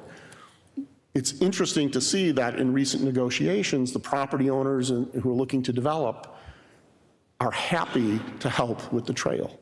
They want it. The redevelopment of the plaza at 18 and 30 Lyman Street, they want the trail. They want people coming off their bikes and with their strollers coming into their parking lot, using the restaurants, going into the stores, and connecting to other parts of the community and making those properties. It's a benefit to the commercial properties along the route. And so yes, there is a risk that priorities or issues may come up over time that could make parts of it difficult, but it also gives the ability to say, if there isn't funding outside of our own budget available, that we wait until there is, and take advantage of that. So keeping our town's contribution to the funds needed for the matching of grants in some instances, or in some cases it's services in kind, where our engineering department might do some of the work as a way of our contribution to the project to get the state money, just as one example. Another comment I want to make is that there was no bias in the feasibility study.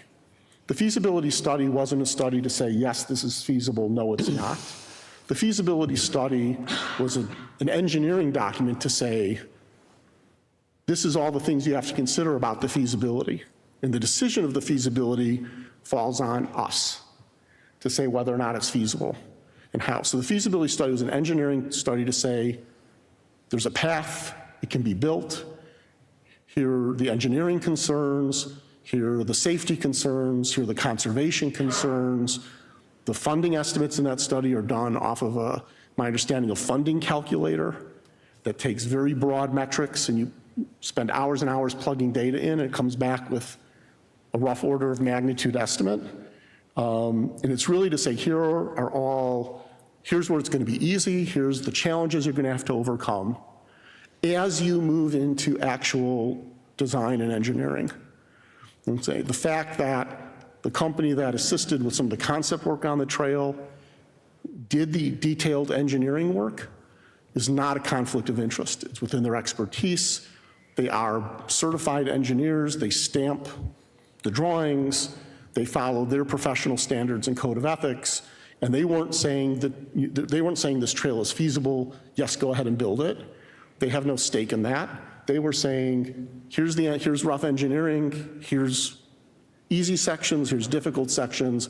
Here's a whole list of challenges and concerns that you will need to deal with if you use this route. And in some cases, they suggested alternate routes and opened up possibilities for avoiding some of those conflicts.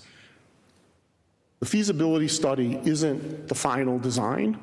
It is the concept document that we're working from. And as each section gets built and you start doing the engineering, you take the information of the feasibility study, that's the starting point. And then you go into the engineering and the design and the detailed routing and the detailed cost estimates. And so I want to, just make sure there's no misperception about what the purpose of the feasibility study was. The select board asked for it so that we'd have an understanding of all the challenges the project could face over time. That's it for now. Thank you, Alan. Sean? First of all, Alan, thank you very much. I am going to miss you on this board in the future. And thank you to everybody here tonight who came pro or con for the project. I think everybody clearly came prepared, and I have learned a lot this evening besides the research that I have done. There were some valid concerns posted tonight. I do understand the project goes into 2039. Anything going out that far in advance, there is going to be some concerns. We've talked about the state TIP programs. Those are typically, to my understanding, look out 5 years at a time. So we're asking for monies for projects, as Alan mentioned, later in this decade.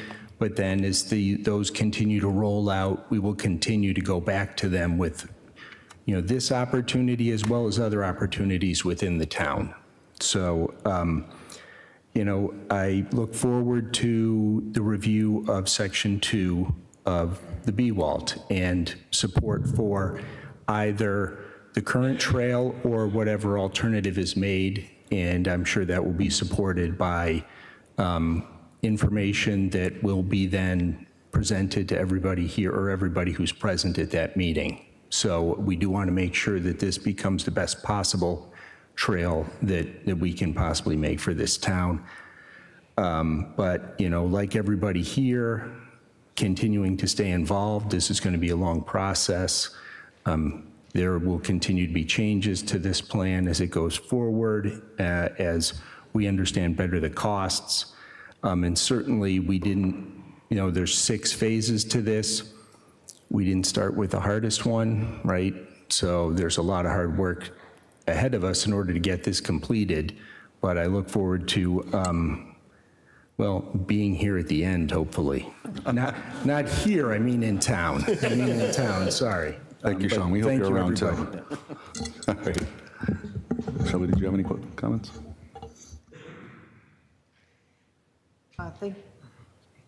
There we go, not on. Okay, thank you to all the presenters. Thank you to everyone here. It is great to see you. I asked Ian, how many people do you think are here? And we're guessing about 100 have been here, so that's awesome. That's just a quick swag, and I think that shows interest, concern, but above all, interest. And certainly we've heard the enthusiasm. So thanks to everyone for preparation for tonight and for being here. I'm going to make some comments in no certain order, so hopefully you will indulge me in listening to all of them with equal enthusiasm. So first of all, I think that communication from the town has vastly improved. Communication on this project has not been great. I've been on this board since 2016, and there was a lot of work before that was done on this trail, as we've already heard from our town planner.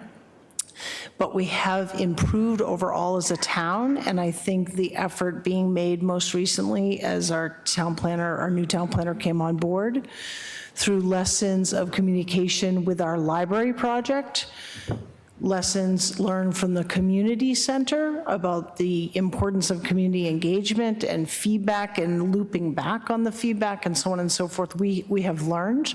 We're humans and we don't do it perfectly, but we do learn and we do improve. And so I think that spirit of communication, I would look to our staff who are really owning this project at this point, and urge them to take comments from, and I know you are, but urge them to take comments from the public seriously and to vet them and come back with your professional feedback as to why they didn't work or why they couldn't work, and at least to provide an explanation, because most of the time I think that's, we all might have what we think are great ideas, but we just need to have them validated or refuted.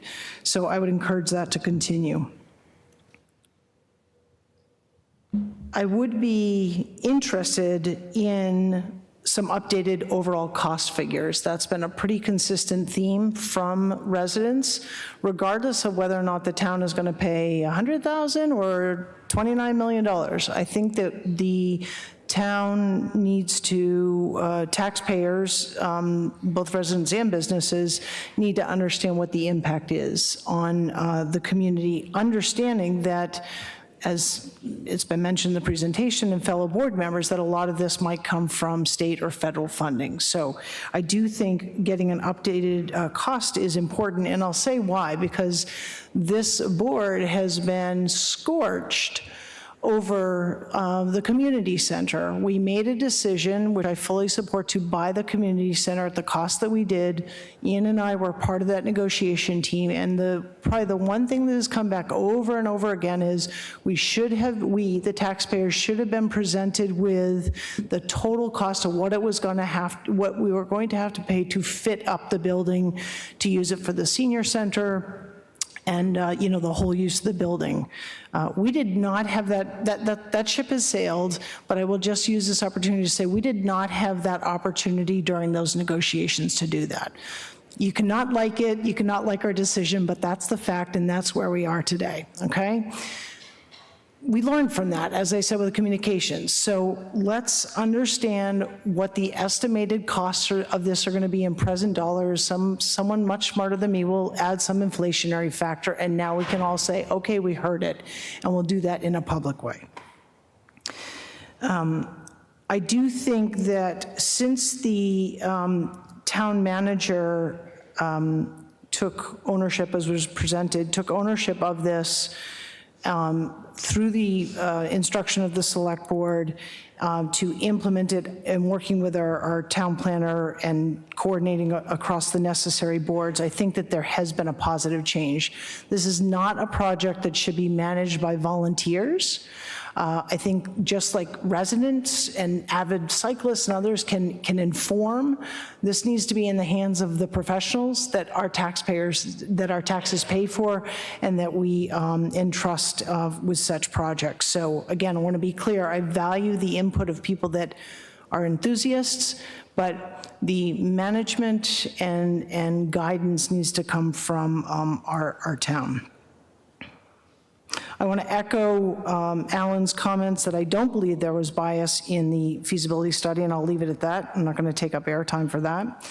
I want to make sure that my support, I want to thank the planning board, as well as certainly the select board, where we're involved in accepting easements. We should continue to accept easements where we can that benefit the town, not just for this trail, but for other purposes.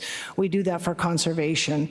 Oh, I must be going on too long. People are leaving. I'm kidding. It's okay. You can catch it on Westborough TV. So, but we should continue to accept easements, and that I would urge the public not to view that as, oh, therefore you're just chipping away at, because that's what I've heard, you're just chipping away at creating this trail, and we're, you know, and you're kind of doing it in the dark of night.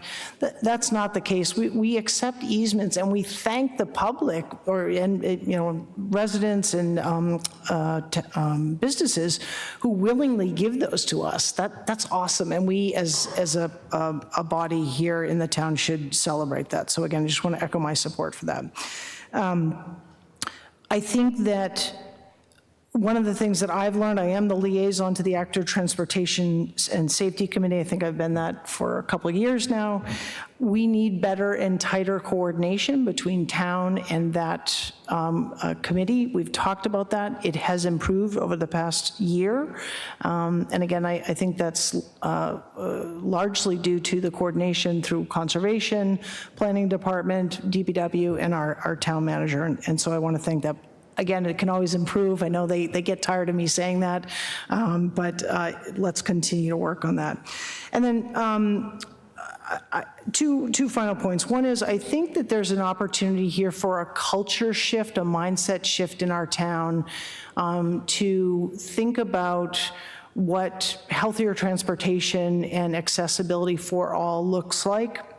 I've heard some of those comments from many of our residents speaking tonight, and as well as those out of town. But I would encourage DPW, for example, to make sure that as they're thinking about restriping a road, and I know they are, Alan already mentioned this, but to take very seriously, how could we slow down traffic and create a bike lane? Because, and this is my final point, look, we have limited taxpayer dollar resources, and I know you'd like us to take less of it, I get it. We also have limited time staff, and that is a calculation of money as well. So it's not just about the free cash or the what the levy is, but it's about our town staff. And so I think we need to, I'm not in favor of just discarding the BWALT. I am generally supportive of it, but I also think that we need to look at, if we have a limited pool of resources and people and time and money, then how can we best use that for this trail, but as well as for some of the other points were made. And again, I'll just use, in my mind, how do we slow down traffic and create a bike lane that is safe? Because I think that there's opportunity there that we're missing. I've said that for many, many times, and I just think we need to look at that. So again, thank you. I really look forward to the other comments here from both boards. Thank you, Shelby. In the spirit of my comments opening the meeting, I'm going to do my best not to repeat a lot of the comments that were made now. So there's not a lot of space. The board did a fantastic job, I think, summarizing the thoughts. But I will just go through and maybe take a slightly different approach and try to provide some questions to put out in the air that we can think about, but also questions that perhaps our Director of Planning and our Town Manager could also perhaps address tonight to help through this conversation. Before I start, I'll just say that, again, I am duly impressed by the number of residents that have come out tonight. I think it's fantastic. Shows you what an important resource that this could be for the community. So with that said, I'll just dig in no particular order here. In regards to outreach, and there was a number of comments about this, I'll just inform the community that it was stated multiple times at the October 26, 2021 Select Board meeting that the public outreach is needed, and the board accepted the feasibility study and requested that the town manager create a project plan. Additionally, due to acknowledgement of public misinformation, recommended action list, the study stated there was a need, and I quote, beginning a series of public meetings and other communications on the trail, explaining the trail concept to the town and starting discussions about the final effort that can influence constructing the trail is recommended. There subsequently was a memo sent by the town manager in August of 2022 to the select board titled BWALT Implementation Plans and its Next Steps. And in that, it outlines, the town manager did a good job of outlining with her team what she felt the next steps is. So I'm just going to put it out there to Christy to just ask the question for the community, how are we progressing against that plan in that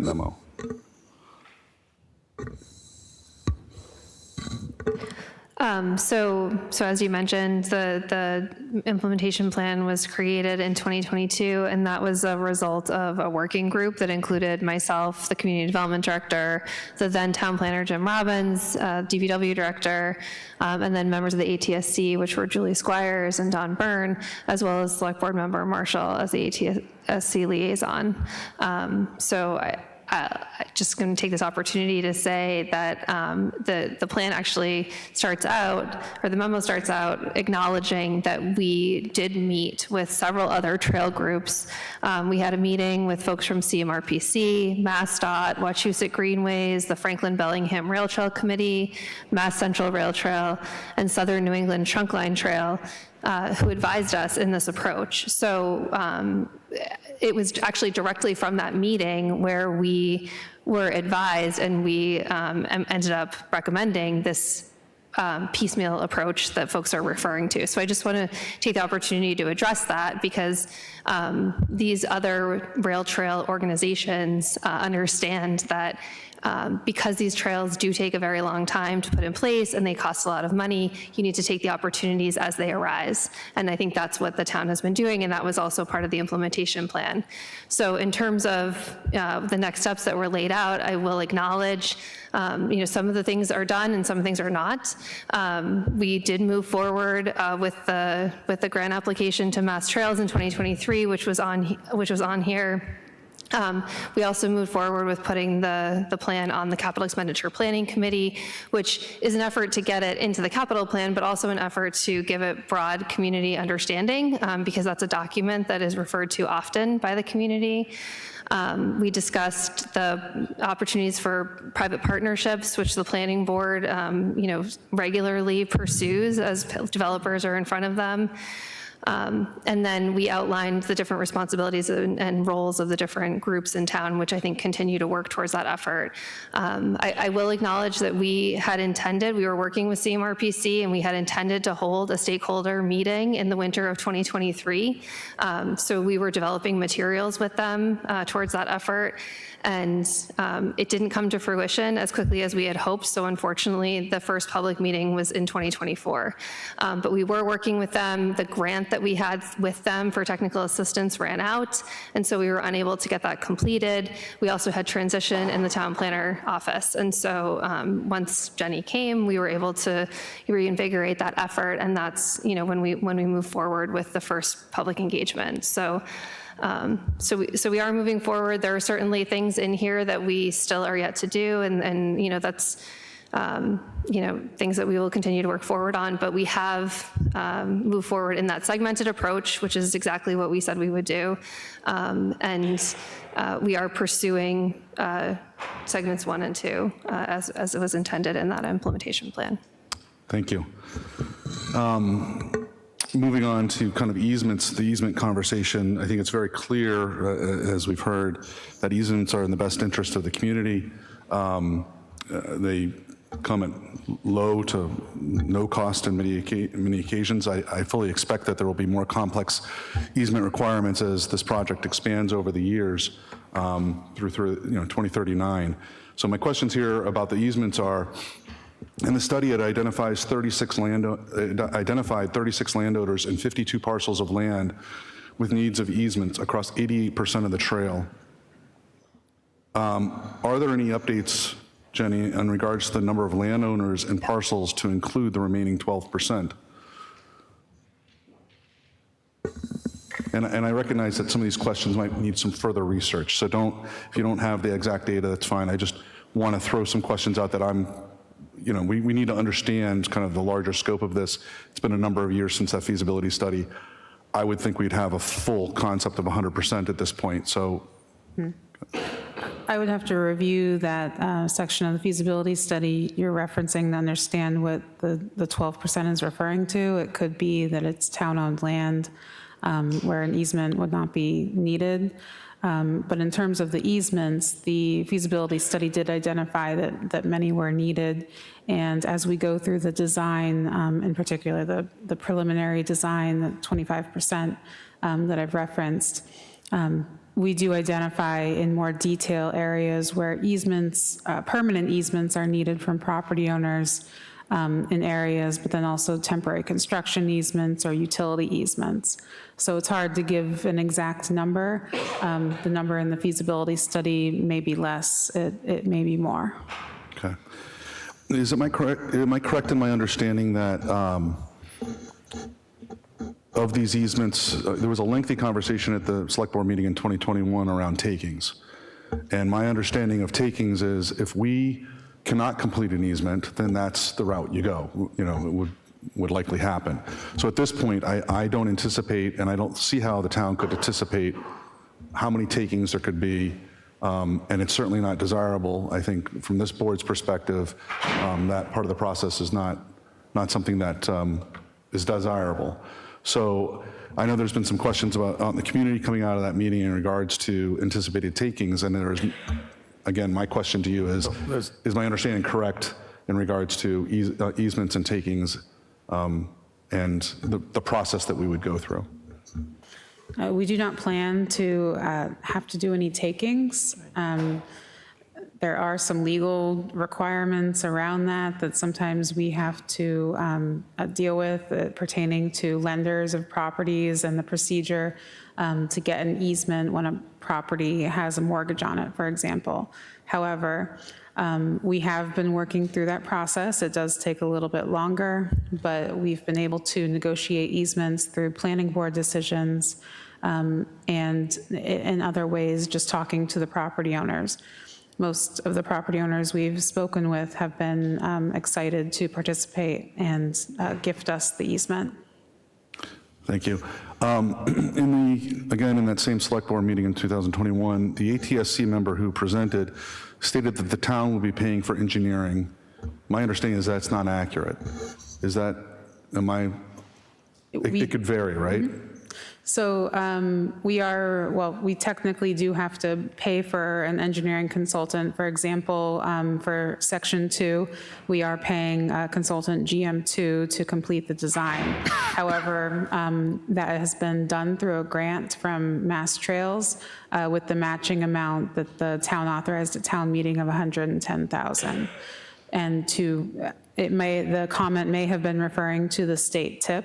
So we do have to pay for the design, but the actual construction and potentially the maintenance can be covered under the state's tip. Thank you. And then I guess finally, I just want to read into the record, as there were other letters written here.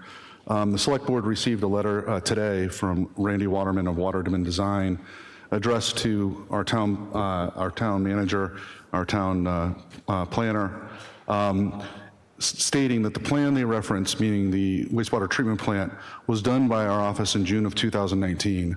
That draft version is one that we used when we met on site and walked the property with the town manager, Carl Balduff, and the plant manager, Jack Goodall.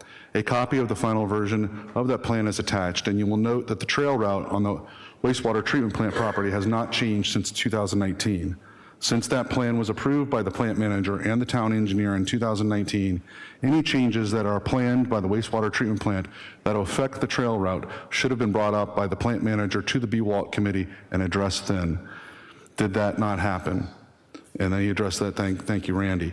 I appreciate Mr. Waterman for submitting that letter, and I just wanted to read it into the record so that the wastewater treatment plant was aware of that message. With that said, I'll hand it over to the planning board, see if they have any questions or comments. Thank you. I, as chair of the planning board, would really like to thank all the members of the community that have come tonight, and also Westborough TV, which I know is showing this, and hopefully people that were unable to attend will be able to see it and have some feedback on the community's feeling about the BWALT.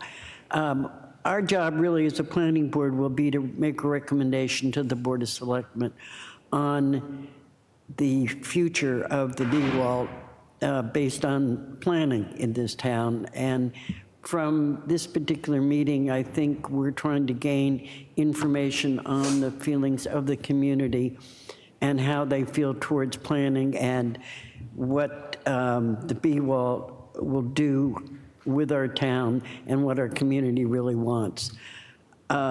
We will be holding another meeting, our planning board meeting ourselves, to discuss this further, probably within the next 2 or 3 weeks. And I think the basic plan is for us to have another joint meeting with the Board of Selectmen to discuss further steps. So at this point, I'd just like to open it up to my board for any comments or questions. Christina, do you have any questions? I had a couple of comments just based on the discussion. First, I think it's helpful to remember that the trail doesn't need to be complete in order to use it. I think when we talk about timelines and how it interacts, like that's amazing. But remembering that even smaller sections would be a large benefit to the town, especially depending on kind of where they fall. There have been some comments on parking. And within the trail, there are obviously some more developed parking lots and more clear spaces for parking. It's encouraging to hear that businesses are excited about the trail and are encouraging people to use their lots. I hope that as sections are developed, that we can encourage those business owners to make sure that folks know that they can park there and they can kind of use those facilities. And then my last comment is on the potential opportunity as we think about this and timing of the downtown revitalization plan and what that might mean for businesses. I know lots of return to office has not happened, but it has picked up quite a bit in the last year or so. That will just continue. And then thinking about kind of the future state of the town, it's important to figure out ways where we can draw a lot of those businesses back. That's all. John? Yeah, I'll keep it short and sweet as it's getting a little late. I just encourage everyone who's interested in this, whether you're for the BWALT or against it, however you feel, just to stay engaged.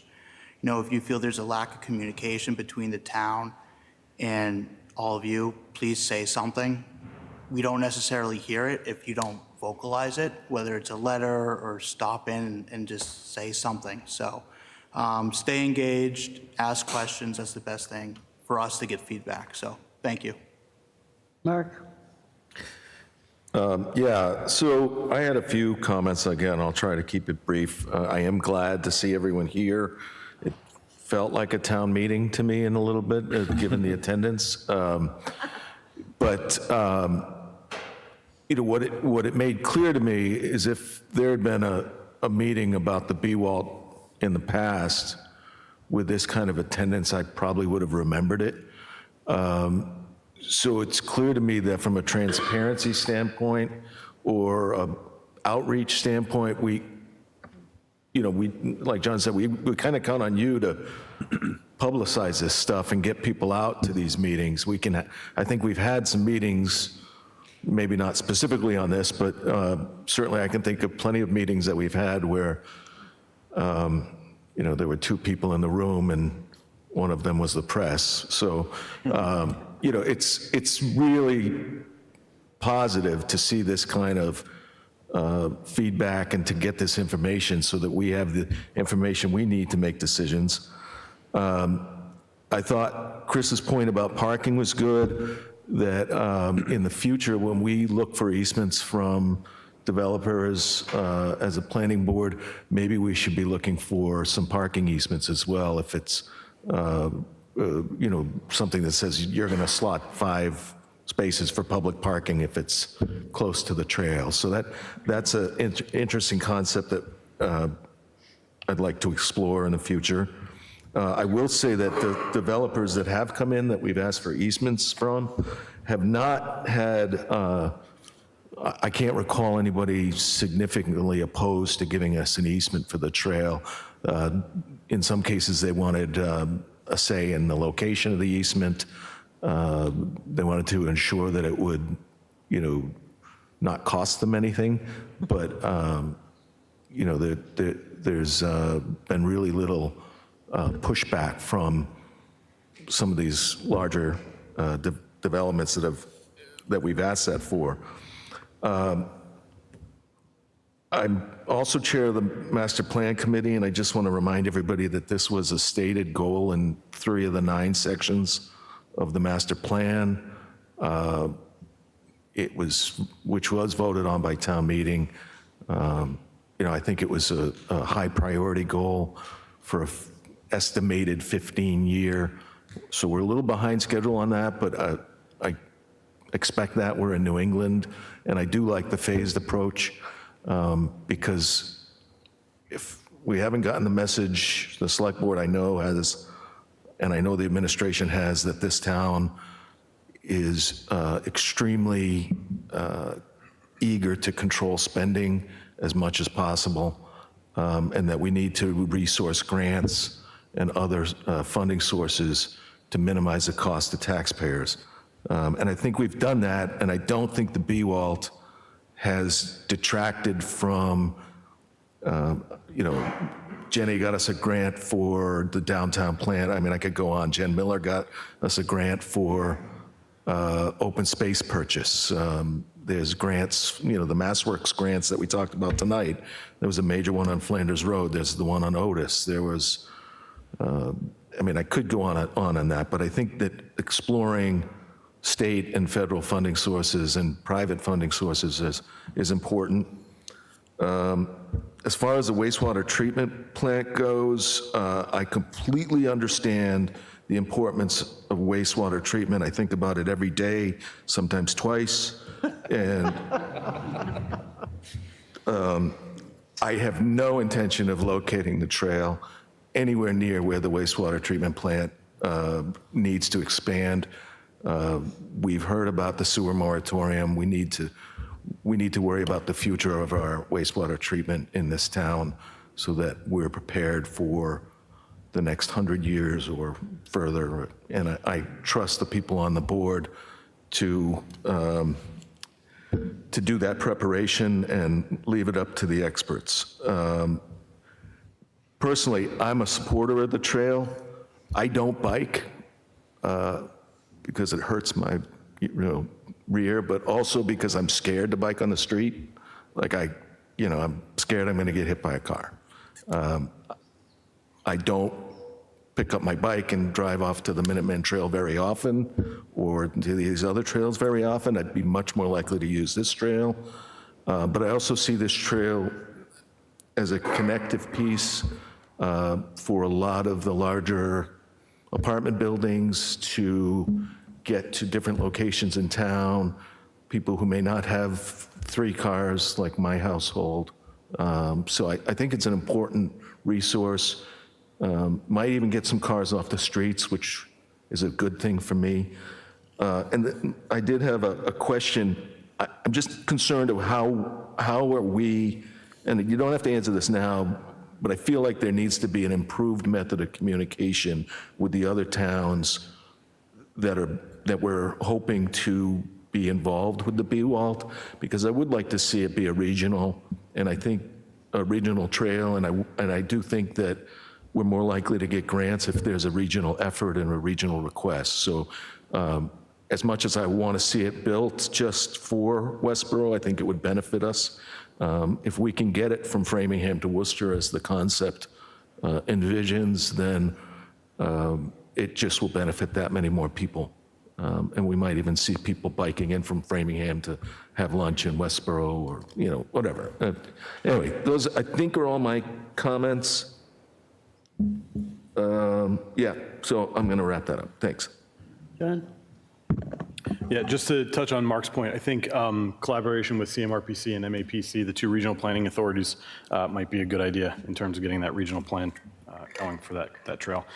Just a couple comments that I have, just to touch on the segmentation of the proposal. I think it also works because for the planning board, as the town starts to develop a little bit more in certain areas, we have that opportunity to either change the direction of the trail to work better for where it is, get those easements, and kind of develop the trail as the town develops as well. So it provides the town a little bit of flexibility to move on our feet when we need to. One of the things I was asking Jenny earlier is if highway business funds, so we just changed the zoning for the highway business to reduce the open space, and as part of that, the developers, if they want to reduce the open space, can pay into a green fund. That fund could potentially be used for the BWALT. And so we have a source, aside from taxes, aside from grants, aside from developer contributions, so to speak, out of their own generosity through the highway business district that could generate some funds for BWALT. I would love to see a connection to downtown, particularly along East Main Street, and then possibly coming up Church to go up to Milk to make that a loop, and that would allow for some connections, some connections to the larger trail, and then also provide a loop within the downtown. And then on top of that, Hopkinton is part of the Upper Charles Trail, rail trail, connecting to Milford and all those other communities in Holliston and all of those. There could be a potential to connect this trail to that trail and make a super regional trail, which would be pretty incredible in my opinion. I want to touch on a comment. It's not related to the BWALT, but one of the, I think Ms. Allen said it with the schools. Schools are important because they contribute to our community. And so even if you're paying taxes and don't have kids in the schools, an educated population gives us competent professionals that serve our needs, gives us safer communities, and it gives us higher property values and a consistent pool of willing buyers for those of you who are looking to sell your houses. So I just want to touch on that while I had the opportunity. And I think the BWALT Trail as a whole will help build community in this community, because when do you see your neighbors? When you're walking outside, when you're on the sidewalks, when you're around town. And if more people are getting out, you're going to see more of your neighbors, you're going to become more familiar with the people that are there, and it's going to create this sense of community in Westborough and in the region in general that I think you can't buy. Last thing. So I am the planning board representative to CMRPC. We had our quarterly meeting last week, I believe, and it was all about open space resources in the region. And we broke out into small groups, and they asked us to name the open spaces and the recreational opportunities that we like to use in the area. And I was shocked to hear so many people say Westborough downtown, and how they said the sidewalk network in downtown Westborough is something that they come to just to go walk around because it's such a great place to walk around. And so if we can connect trails and paths to that, that would be amazing. Thank you. The last thing I really wanted to say was I came tonight to get information from the community and also to start a conversation with my board on this. I really appreciate all the information and feedback we've gotten. I do have a number of questions, but I'm going to hold mine really till we get to the planning board meeting, and it will be posted, and I hope that we will have an audience that will become when we're putting this on. It will be, I'm sure, within the next 2 or 3 weeks. And so I'm hoping that we will get community members who will come to the planning board to listen to us and also to give us feedback on the future of the BWALT in this town. Thank you, and I'll turn it back over to you, Patrick. Thank you, Hazel. I'll just say, I hope the people who were able to attend and those that are watching on Westborough TV found this useful. As you heard, this is, seems to be somewhat of a anomaly in regards to this particular project. So hopefully this is the start, I'll say, a fresh push to get us in the right direction across the boards as well as with the community. So hopefully we can look forward to more conversations along the way. Like Hazel stated, on the planning board, I fully expect there's going to be more conversations on the select board moving in the future. So with that said, thank you all again for coming tonight. Appreciate all the feedback, and I'll look for a motion to adjourn the select board. So moved. Second. All those in favor? Could I have a motion to adjourn the planning board? So moved. Is there a second? Second. All in favor? Thank you.